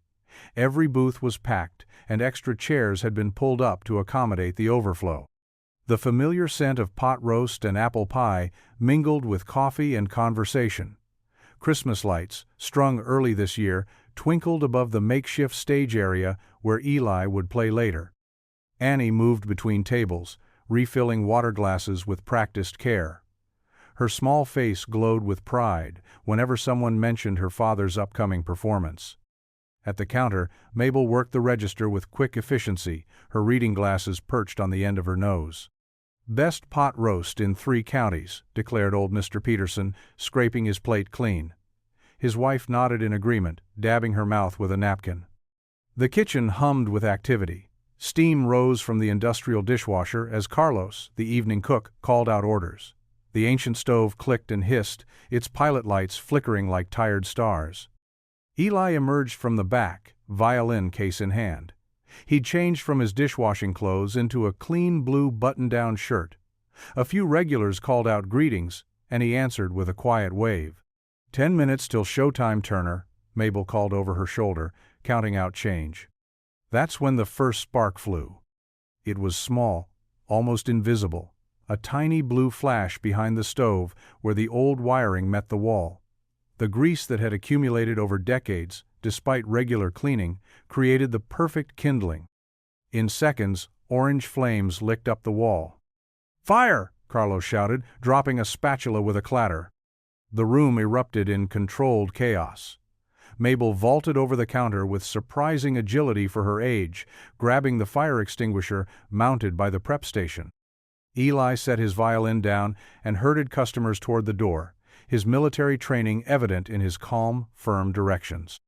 Annie stood frozen for a moment, then snapped into action, helping elderly patrons from their seats.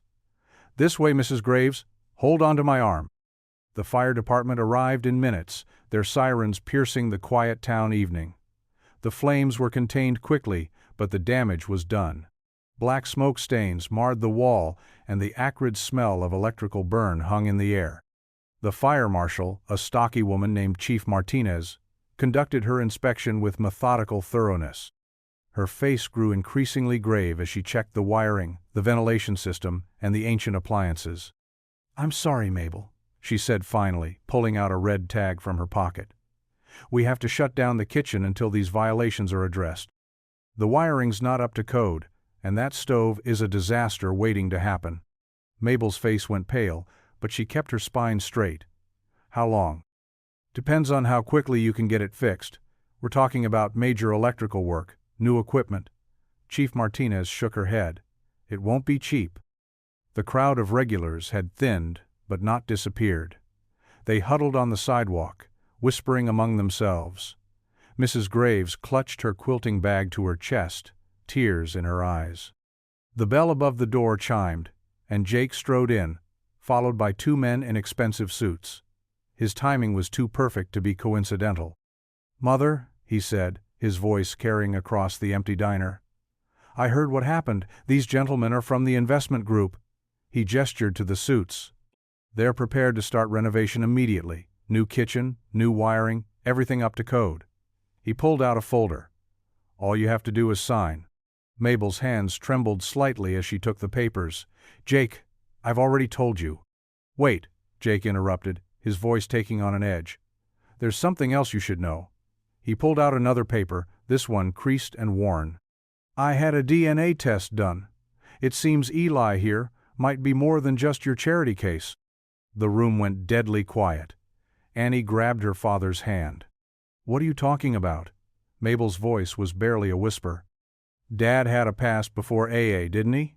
Before you?" Jake's words cut like knives.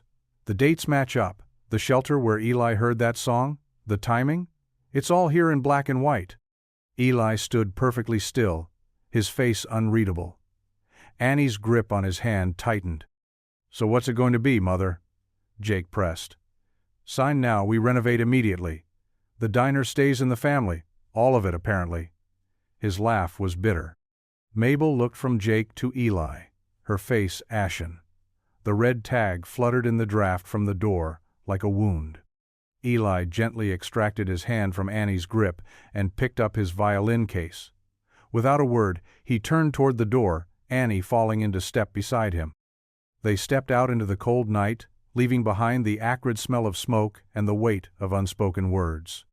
The door chimed once more as it closed behind them, a familiar sound now strange and final in the darkness. The morning light cast long shadows across Main Street, highlighting the frost on shop windows. Mabel's table stood silent, its windows dark for the first time in decades.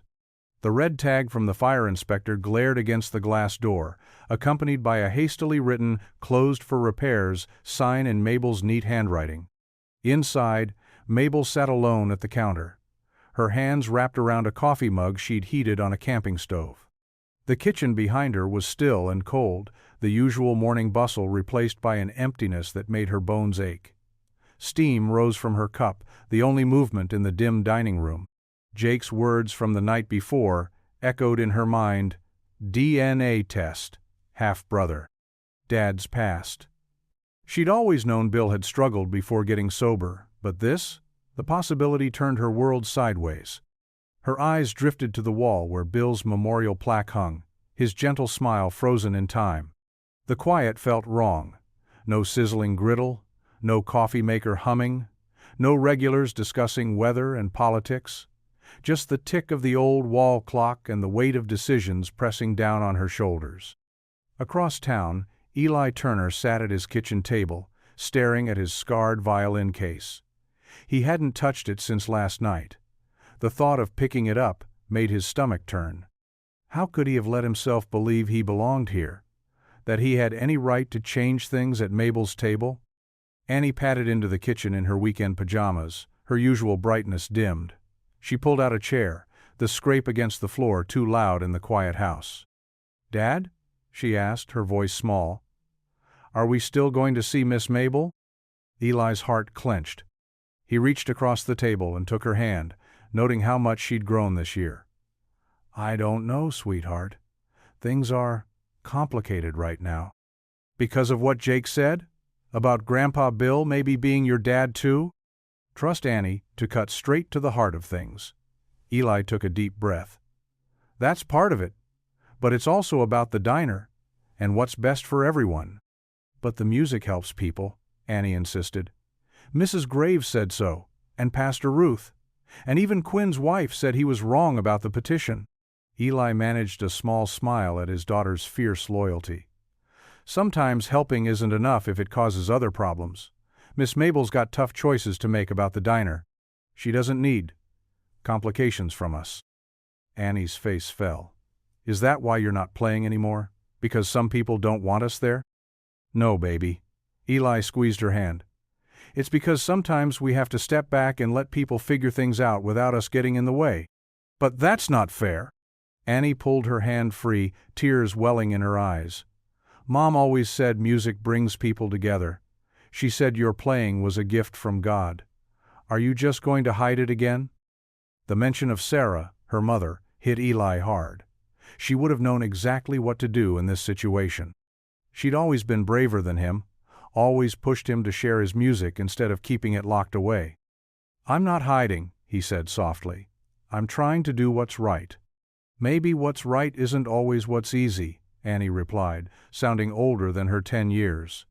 Before Eli could respond, a knock at the front door made them both jump. Through the window, they could see Pastor Ruth on the porch, her breath visible in the cold morning air. Afternoon sunlight streamed through Eli's small kitchen window, catching dust motes in its beam. Annie sat cross-legged on the counter, watching as Pastor Ruth guided an elderly man with kind eyes and weathered hands to their kitchen table. His name was Marcus Thompson, and he carried a worn leather satchel that he placed carefully on the scratched wooden surface. "I've been following what's happening at Mabel's table," Marcus said, his voice gentle but firm. "When Ruth called me about the DNA claims, I knew I had to come." He opened the satchel with careful movements, pulling out a bundle of letters tied with faded blue ribbon. Eli's hands rested on the table, his fingers still stained from dishwater, despite days away from the sink. "Mr. Thompson, I never meant to cause such trouble. If I'd known—" "Son," Marcus interrupted, "you haven't caused anything except good. These letters will prove that." He adjusted his wire-rimmed glasses and began sorting through the yellowed papers. "I was the shelter coordinator for 20 years. Bill Donnelly, Mabel's husband, he volunteered with us for over a decade after getting sober." Pastor Ruth pulled up a chair, her usual warmth tempered by determination. "Marcus has been keeping these safe since Bill passed." Marcus selected a letter dated 15 years ago, smoothing its creases before reading. "Dear Marcus, tonight I played for the kids again. There was this boy. Couldn't have been more than 12. His eyes lit up at the violin like it was magic. Made me remember why I keep coming back. Music reaches places words can't touch." Eli's breath caught. Annie slipped off the counter and moved closer to her father, placing a small hand on his shoulder. "That was me," Eli said quietly. "I remember that night. The man with red hair who showed me how Amazing Grace could sound like dancing." Marcus nodded, then pulled out another letter. "This one's from a month later. Bill writes about his past, his mistakes, his journey to sobriety. He mentions specifically that he had no other children besides Jake. He was adamant about making amends for everything in his past. That's why he documented it all." Pastor Ruth leaned forward. "The DNA test Jake showed, it was from one of those mail-order kits. They can show false positives, especially with common surnames." "Bill Turner was your father's name too, wasn't it, Eli?" "Yes." Eli's voice was rough with emotion. "I never knew him. Mom raised me alone until she passed." Marcus spread more letters across the table, a paper trail of Bill Donnelly's life. "He played that arrangement of Amazing Grace at every AA meeting. Said it reminded him that grace finds us in our darkest moments. When he met that boy at the shelter, you, Eli, he wrote that it was like seeing his purpose come full circle." Annie picked up one of the letters, tracing the careful handwriting. "So, Jake lied about the DNA test?" "He manipulated the results," Pastor Ruth confirmed, her expression sad but firm. "He was desperate to force his mother's hand about selling the diner. The timing of bringing it up right after the fire wasn't coincidence." Eli sat quietly, processing. All these years, he'd carried that melody in his heart, never knowing its full story. Now here it was, laid out in faded ink and memories. Marcus reached across the table, placing a weathered hand on Eli's arm. "Bill would have been proud to know his music found its way back home through you. The diner, it was always meant to be a place of healing. That's why he and Mabel built it the way they did." "But Jake," Eli started. "Is hurting," Pastor Ruth finished. "Has been since his father died. But using that pain to manipulate others, to try to destroy what his parents built, that's not the answer." Annie picked up her father's violin case from its spot near the door, bringing it to the table. "Dad, you have to tell Mrs. Donnelly. She needs to know the truth." Eli ran his fingers over the worn case, remembering every time that melody had carried him through his own dark moments, in the shelter, during his military service, after losing his wife. He thought of Mabel, alone in her cold diner, thinking her husband's past had come back to haunt her. Marcus gathered the letters, retying them carefully. Take these to her. Let her read Bill's words herself. Sometimes truth is the only medicine for a wounded heart. The diner isn't just a business, Pastor Ruth added. It's a legacy of healing. That's what Jake never understood, and what you instinctively honored from your first night playing there. Eli opened the violin case, the instrument still gleaming despite its age and wear. His fingers found the strings, remembering that shelter night when a red-haired man had shown him that music could open locked doors in the soul. Annie touched the violin scroll gently. Are we going to Mrs. Donnelly's? Eli looked at the gathered letters, at Pastor Ruth's encouraging smile, at Marcus's knowing eyes. Then he lifted the violin, determination replacing the doubt that had plagued him since the fire. This wasn't about his place in the town anymore. It was about protecting something precious, a legacy of grace that had found him as a boy and led him home. The porch light cast a warm glow on Mabel's front steps as Eli stood there, his heart thumping against his ribs. He could see shadows moving behind the curtained windows. Taking a deep breath, he raised his hand and knocked. Mabel opened the door, her eyes red-rimmed, but clear. I was hoping you'd come, she said softly, stepping aside to let him in. The living room was dimly lit by a single table lamp. Jake sat on the worn leather couch, his elbows on his knees, head bowed. He looked up when Eli entered, and for the first time since they'd met, his usual mask of confidence was gone. Sit down, both of you, Mabel said, settling into her favorite armchair. We need to talk this through. Eli lowered himself into a chair across from Jake, who couldn't quite meet his eyes. The tick of the grandfather clock in the corner filled the silence. I messed up, Jake finally said, his voice rough. I lied about the DNA test. There never was one. He ran a hand through his hair, leaving it standing on end. I saw how Mom looked at you, how everyone at the diner welcomed you like some long-lost son. And his voice cracked. I've been there my whole life, but somehow I felt invisible. Mabel made a small sound, like something breaking in her chest. Jake. No, Mom, let me finish. Jake straightened up, finally looking at Eli. After Dad died, it felt like the diner became everything, like it was the only piece of him we had left. And then you showed up, he gestured at Eli. Playing his music, knowing his story, making everyone feel whole again. I got scared and angry. The room fell quiet again. Outside, a car passed, its headlights sweeping across the walls.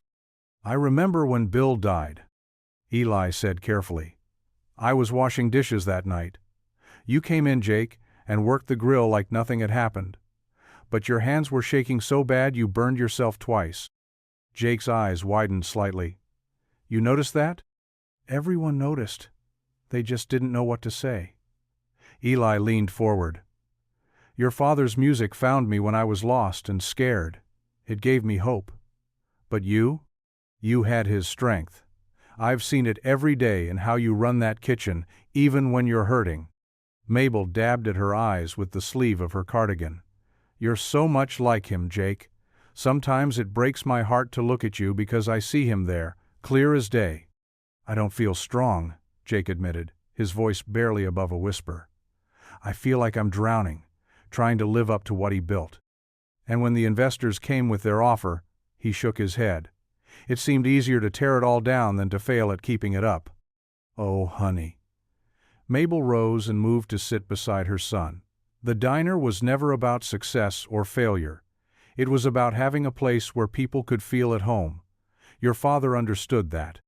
That's why he played in shelters, why he helped strangers. He knew what it meant to be lost. Jake's shoulders began to shake. I'm sorry, he choked out. I'm so sorry, Mom. And Eli, what I did to you was cruel. I was wrong. Eli stood and crossed the room, extending his hand to Jake. We all get lost sometimes, he said quietly. The important thing is finding our way back." Jake stared at the offered hand for a moment before taking it, letting Eli pull him to his feet. The two men faced each other, years of misunderstanding beginning to crumble between them. Mabel watched them, her face soft with hope. "The diner's still red, tagged," she said. "The kitchen needs rewiring, the stove shot, and half the equipment needs replacing." "I know some guys," Jake said suddenly. "Good contractors who owe me favors from my catering days. And I've got some savings." He paused, looking uncertain. "If you'll let me help fix it." "Fix it?"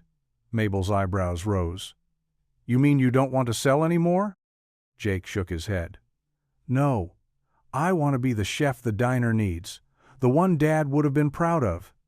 He glanced at Eli. "And maybe we could work together?" "Your music, my food." "The diner needs both of you," Mabel said firmly. She stood, straightening her shoulders. "If we're going to reopen, we'll need all hands on deck. Jake, you'll handle the kitchen repairs and menu?" At his nod, she turned to Eli. "And you'll keep playing on Fridays?" "Yes, ma'am," Eli said, feeling a weight lift from his chest. "Annie will be thrilled." "Good." Mabel looked between them, her eyes bright. "Because if we're going to get this place back on its feet, we need to start first thing tomorrow. Think you boys can handle that?" Jake's face broke into a tentative smile, the first real one Eli had seen from him. "Yes, Mom, we can handle it." The first rays of dawn painted Cedar Creek's Main Street in soft gold when the rumble of trucks broke the morning silence. One by one they pulled up outside Mabel's table, pickup trucks loaded with lumber, vans filled with tools, and cars packed with volunteers. Mrs. Graves's station wagon arrived, carrying boxes of donuts and thermoses of hot coffee. Eli stood on the sidewalk, Annie beside him, watching in amazement as people spilled out of their vehicles. Pastor Ruth directed traffic with the authority of a crossing guard, pointing folks toward different areas that needed attention. "All right, everyone," she called out, clapping her hands. "We've got electrical work, painting, and general repairs to tackle. Let's show what Cedar Creek can do when we work together." Mabel emerged from the diner, her eyes wide at the gathering crowd. She pressed a hand to her mouth, overcome by the sight of so many familiar faces ready to help. Inside, the diner buzzed with activity. 2 local electricians crawled through the ceiling, running new wiring to replace the dangerous old lines. A team of painters, led by Mrs. Graves, carefully covered the walls with fresh, cream-colored paint. The kitchen gleamed as volunteers scrubbed every surface until it sparkled. Annie darted between groups, delivering coffee and donuts, her face glowing with purpose. She paused near the stage area, where several women carefully hung the quilt of names. The patchwork of memories would serve as a backdrop for future performances, each square telling its own story of love and loss. "The lighting's gonna need complete rewiring," called down Tom Henderson, one of the electricians, his voice muffled from above. "But we can handle it. Just need a few more hours." Around mid-morning, a familiar red truck pulled up outside. Quinn Wallace stepped out, toolbox in hand, his usual confident stride replaced by something more hesitant. The diner grew quiet as he entered, tension crackling in the air. He cleared his throat, looking directly at Eli. I brought my crew. We're here to help with the roof." He shifted his weight, clearly uncomfortable. "And I owe you an apology, Turner. What I said. Those jokes weren't right. This place, it's meant for everybody. Always has been." Eli studied Quinn's face, seeing genuine regret in the man's eyes. He extended his hand. "Thank you, Quinn. We could use the help." The tension broke as Quinn shook Eli's hand. Soon, the sound of hammers on the roof joined the symphony of reconstruction below. Mabel moved through the organized chaos like a captain on her ship, directing volunteers, thanking helpers, and occasionally wiping away tears when she thought no one was looking. Jake worked alongside her, hauling supplies and coordinating with the kitchen equipment specialists. By early afternoon, the transformation was remarkable. Fresh paint brightened the walls, new fixtures hung from reinforced ceiling mounts, and the quilt of names added warmth and history to the performance area. The kitchen equipment gleamed, thoroughly cleaned and repaired. Mrs. Graves stood back, admiring the quilt curtain. "Every stitch tells a story," she said softly to Annie, who had paused beside her. "And now those stories will be part of every song your daddy plays." The final test came as the sun began its westward slide.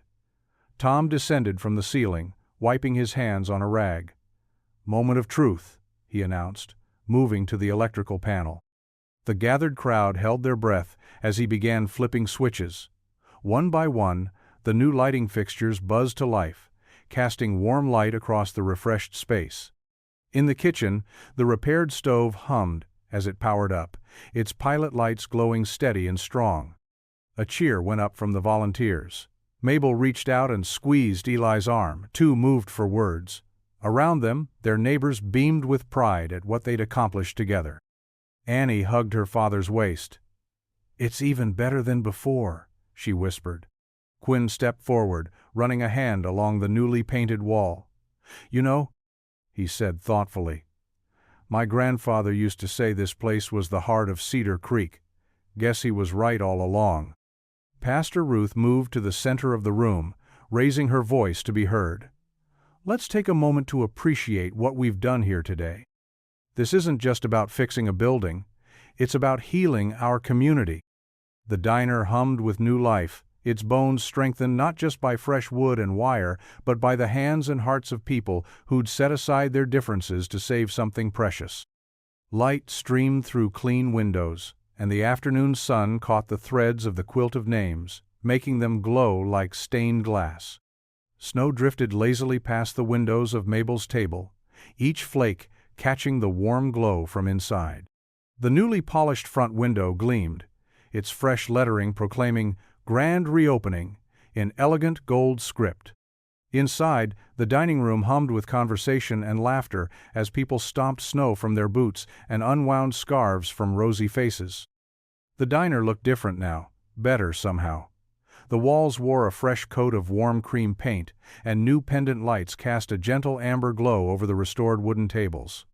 The quilt of names hung as a stage backdrop, each square telling its own story of love and loss. The kitchen sparkled with new equipment, though Mabel had insisted on keeping the original counter with all its coffee rings and knife marks. "That's where the soul lives," she'd said. Jake moved with newfound purpose behind the line, his chef's whites crisp and clean. He stirred an enormous pot of beef stew, the rich aroma filling the air. Annie perched on a stool nearby, watching him work with fascination. "What makes it special?" she asked, breathing in the hearty scent. Jake smiled, a real smile that reached his eyes. "Three things my dad taught Mom, and she taught me. Plenty of time, plenty of love, and—" he winked at Annie. "A secret ingredient." "It needs a good name," Annie declared, tapping her chin thoughtfully. Her face brightened. "I know. Gray stew, because that's what brought everyone together." Jake paused his stirring, considering the name. "You know what? That's perfect." He reached for a piece of chalk and carefully wrote, "Tonight's special, Gray stew," on the small kitchen blackboard. The dining room continued filling as more townspeople arrived. Quinn sat with his wife near the window, nodding respectfully to Eli as he tuned his violin. Mrs. Graves held court at her usual booth, now surrounded by younger women who had helped stitch the quilt. Pastor Ruth moved from table to table, her laugh carrying over the happy din. Mabel stood behind the counter, watching it all with bright eyes. She wore a new apron, a gift from the volunteers, embroidered with violins and musical notes. Her silver hair was swept back neatly, and her shoulders carried none of the tension that had weighed them down weeks before. At 7 o'clock sharp, she picked up a small bell and rang it gently. The crowd quieted, turning toward her with expectant faces. "Welcome home," she said simply, her voice steady but full of emotion. "Some of you have been coming here for decades, some are new friends. But tonight, you're all family." She paused, gathering her thoughts. "A wise person once told me that a diner is more than just a place to eat. It's a place where hunger of all kinds gets fed, where lonely hearts find company, where Grace gets served up alongside the coffee. She gestured to Jake in the kitchen.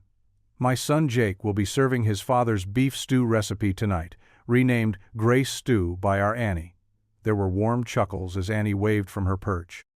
And our music director, Eli Turner, will remind us why we're all here.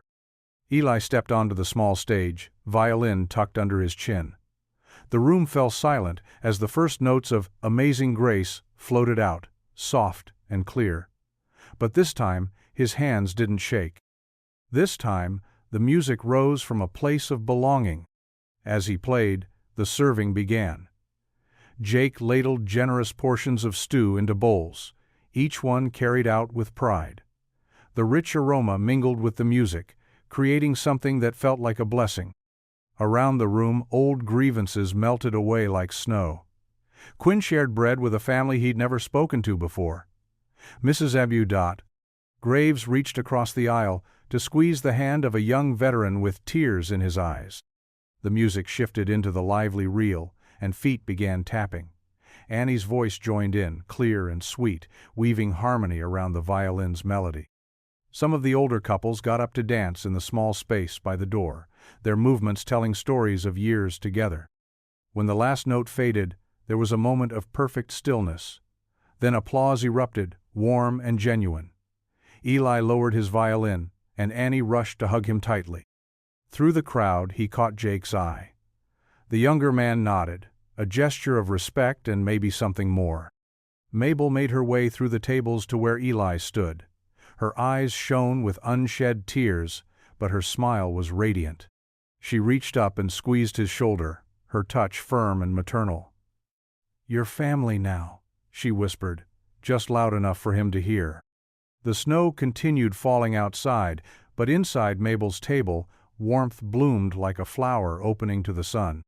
The smell of good food, the sound of happy voices, and the lingering echo of violin strings filled every corner of the old diner with new life. Jake appeared with 3 bowls of stew balanced expertly in his hands. He set them down at the small table near the stage where Annie waited. "Special delivery," he announced, pulling out chairs for Mabel and Eli. "Chef's table service." They sat together, steam rising from their bowls, surrounded by the community they'd helped rebuild. Annie took her first spoonful and grinned. "This is just like the story you told me, Dad," she said, "about how music and food can heal people's hearts." Mabel reached across the table and patted Annie's hand. "Your daddy was right about that," she said softly, "and about a lot of other things too." The evening continued, full of stories and seconds of stew, winter coats slowly coming off as hearts and bodies warmed. Outside, the snow painted Cedar Creek in clean white, while inside Mabel's table, Grace flowed as freely as coffee, and every bowl of stew came with a side of belonging. The Sunday afternoon sun painted golden stripes across the newly polished tables at Mabel's table. The lunch rush had faded into that peaceful lull between meals, when regulars lingered over coffee and pie, savoring both the desserts and the unhurried conversation. Mrs. Graves sat in her usual booth, her weathered hands wrapped around a steaming mug of Earl Grey.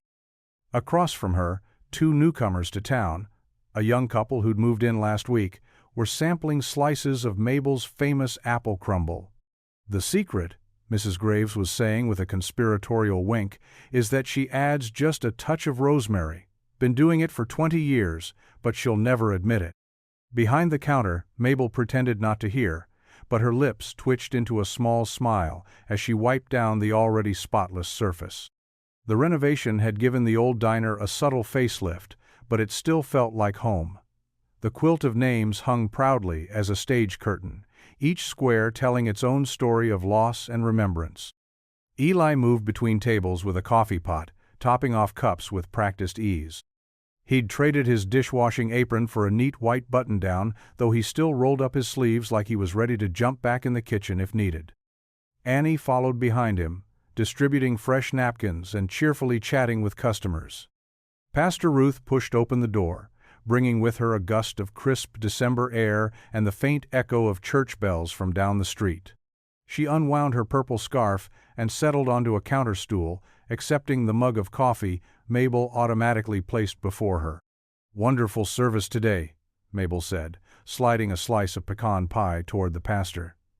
That sermon about community really hit home. Speaking of community, Pastor Ruth said, her eyes scanning the dining room thoughtfully, I've been thinking about something. She paused to take a sip of coffee. You know how the church keeps its doors open during the day? For anyone who needs a quiet moment or a prayer?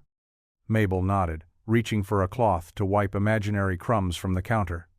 It was one of her nervous habits, cleaning when she was really listening. Well, I was thinking, Pastor Ruth continued, what if we kept one table here, always open, always ready, for anyone who might need more than just a quiet moment? Maybe they need a hot meal, or just somewhere warm to sit for a while. The idea settled into the air like a gentle revelation. Eli, who had been wiping down a nearby table, stopped and turned to listen. A table of grace, he said softly, and Annie's eyes lit up beside him.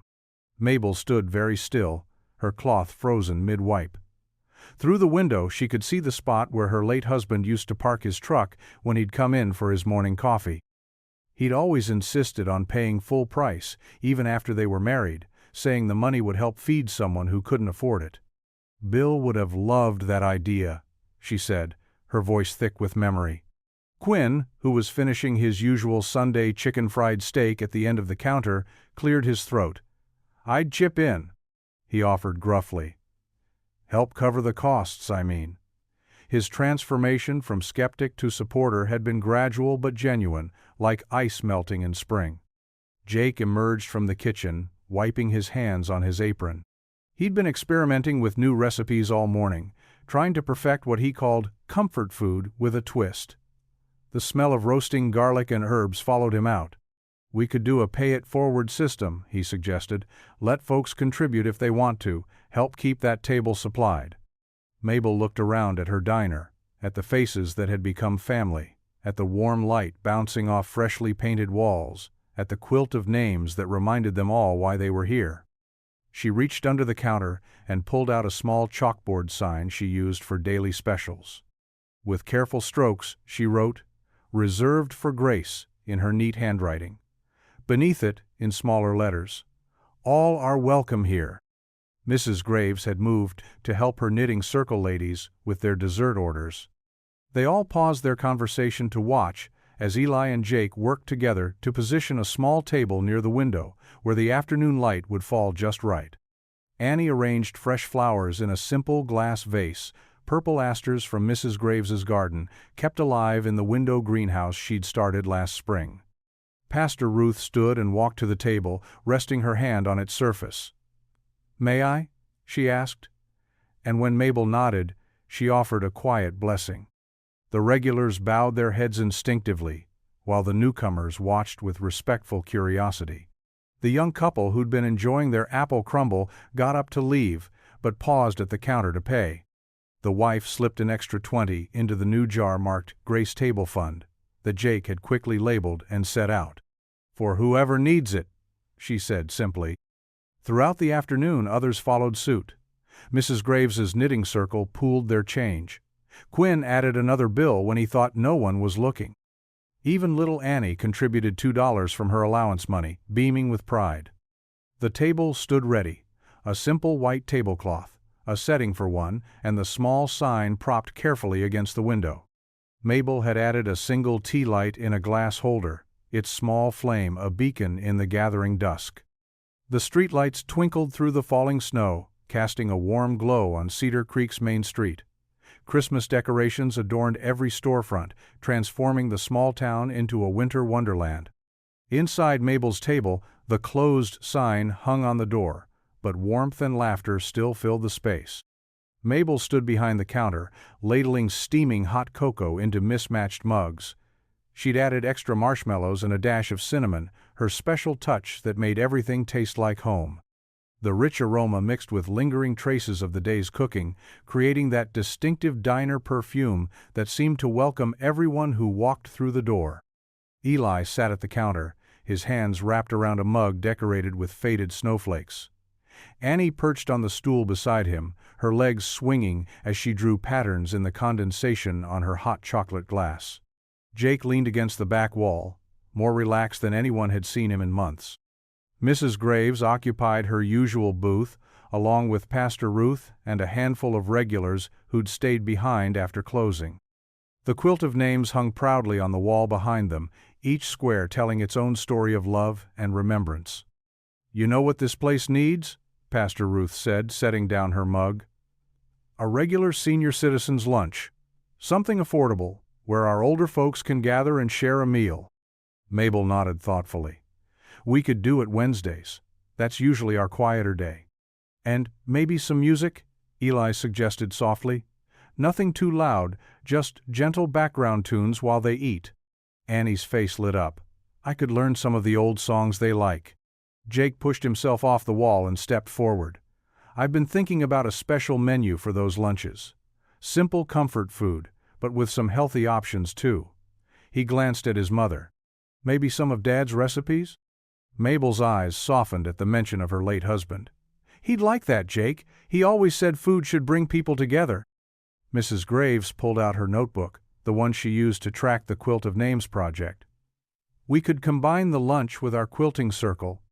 Many hands make light work, and stories flow better over a good meal." Quinn, who'd been quietly sipping his cocoa near the window, cleared his throat. "My construction crew and we'd be happy to build some better storage for all the quilting supplies. Maybe even some display cases for finished pieces." The room fell quiet for a moment, remembering how far they'd all come since the days of petitions and angry words. Mabel smiled at him warmly. "That would be wonderful, Quinn. Thank you." "What about the veterans' suppers?" asked one of the regulars. "My brother's VA group would love to help organize those." "Monthly at least," Eli said. "More if we can manage it. No veteran should eat alone." Annie hopped off her stool and walked to the small Christmas tree that stood on the counter near the register. She reached into her pocket and pulled out something that caught the light. A delicate glass ornament in the shape of a violin. "Mom gave this to Dad on their first Christmas," she explained, her voice soft but clear. "I found it in her jewelry box last week." She held it up, letting it spin gently. "Can we hang it here? So everyone can see it?" The room grew quiet again, but this time with a different kind of silence, the kind that holds both sadness and hope, like a winter night holding the promise of dawn. Mabel came around the counter and wrapped an arm around Annie's shoulders. "I think that's perfect, sweetheart, right where everyone can see it." Jake moved closer too, watching as his mother helped Annie find just the right branch. The ornament caught the light from the Christmas decorations, sending tiny rainbows dancing across the counter. "You know what else we need?" Pastor Ruth said, breaking the tender moment gently. "A regular youth night. Give the teenagers somewhere safe to hang out, maybe do some homework." "With snacks?" Annie added quickly, making everyone laugh. "Always with snacks," Mabel agreed, ruffling Annie's hair. "And maybe some music lessons, if a certain violin player wouldn't mind teaching." Eli ducked his head, but he was smiling. "I'd be honored, though we might need to get some loaner instruments." "Leave that to me," Quinn said. "I know some folks in the next town over who run a music shop. They owe me a favor." The planning continued as the snow fell outside, each person adding their own ideas to the growing tapestry of community events. Mrs. Chapter 248. Graves wrote everything down in her notebook, her precise handwriting filling page after page with possibilities. The old diner seemed to glow from within, warmed not just by the heating system Quinn's crew had repaired, but by the love and purpose that filled every corner. The smell of cocoa and cinnamon, the soft murmur of voices, the gentle tinkling of spoons against ceramic, it all blended into a kind of music of its own. Annie stood on tiptoe and made one final adjustment to the violin ornament. It spun slowly, catching and reflecting the light, like a small beacon of memory and hope. She stepped back and looked up at her father, who pulled her close against his side.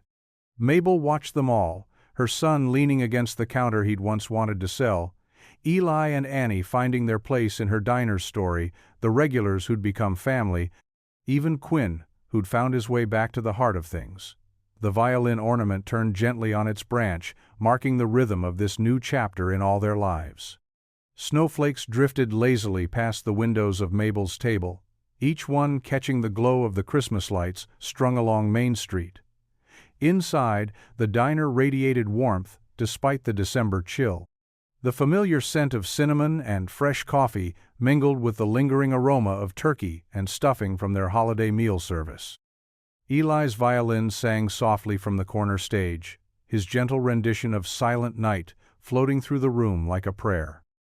Annie sat cross-legged on a nearby stool, her eyes closed as she hummed along.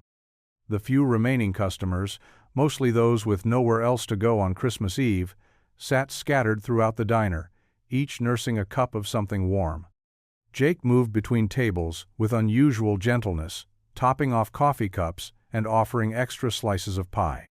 His chef's apron was dusted with flour from the morning's baking, and his usual sharp edges had softened in the holiday spirit.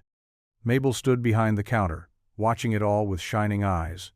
Her hands, weathered from decades of service, traced the edge of a small wooden box she'd brought down from her office.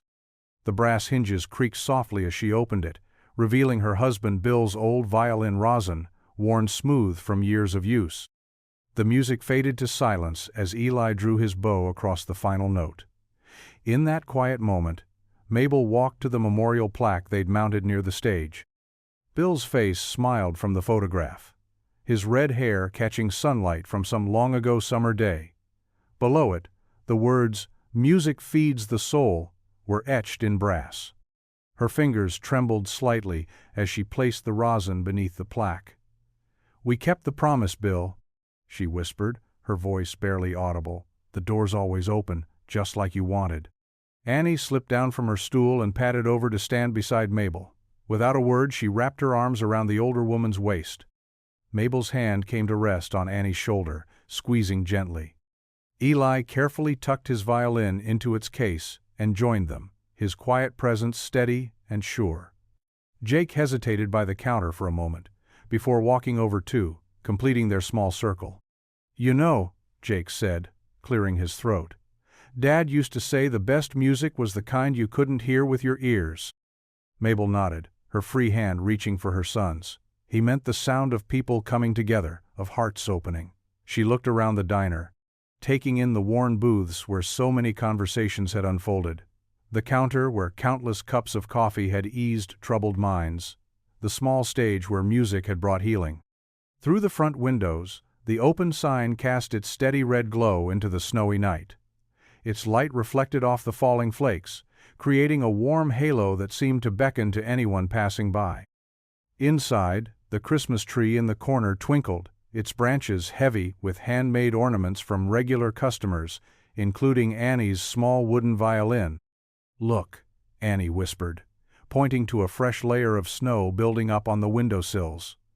"It's like powdered sugar on one of Jake's cakes." Jake chuckled, the sound warm and genuine. "Maybe we should serve snow sundaes tomorrow." "Tomorrow's Christmas," Mabel reminded them, though her tone was light. "We're closed." "But the light stays on," Eli said quietly, nodding toward the open sign. "Always," Mabel agreed. "Even when we're closed, that light stays on. Reminds folks they're not alone." The last customers were gathering their coats, leaving generous tips and heartfelt holiday wishes. Mrs. Graves paused on her way out to add a candy cane to the small tree, while Pastor Ruth left a carefully wrapped package labeled, "For the Grace Table." Jake moved to start cleaning up, but Mabel caught his arm. "Leave it for morning, son. Some things are more important than spotless counters." The clock above the door showed nearly midnight. Eli packed away his violin, while Annie helped Mabel into her heavy winter coat. Jake turned off the kitchen lights but left the dining room softly lit, the way they always did. They gathered by the door, this unlikely family brought together by music, memory, and meals shared. Through the glass, they could see the snow transforming their small town into something magical. The streetlights cast long shadows across the untouched white, and somewhere in the distance, church bells began to chime. "Ready?" Mabel asked, her keys jingling as she locked up. The opened sign continued to glow behind them as they stepped out into the gentle snowfall. Annie slipped her small hand into Eli's on one side and Mabel's on the other. Jake pulled the door firmly shut, checking it twice. a habit learned from his father. Behind them, the diner stood warm and welcoming against the winter night, its windows glowing like amber beacons in the darkness. Music might have stopped for the evening, but the harmony they'd created together played on in their hearts. What would you do if you were in their place? Comment your answer below, and let's see how you'd rewrite the ending. If you thought this was just the beginning, you're right. Click through and see where the story takes you next. If you enjoyed the story of Eli Turner, I handpicked the next story that you will enjoy. Please don't miss this one. Click here to watch it.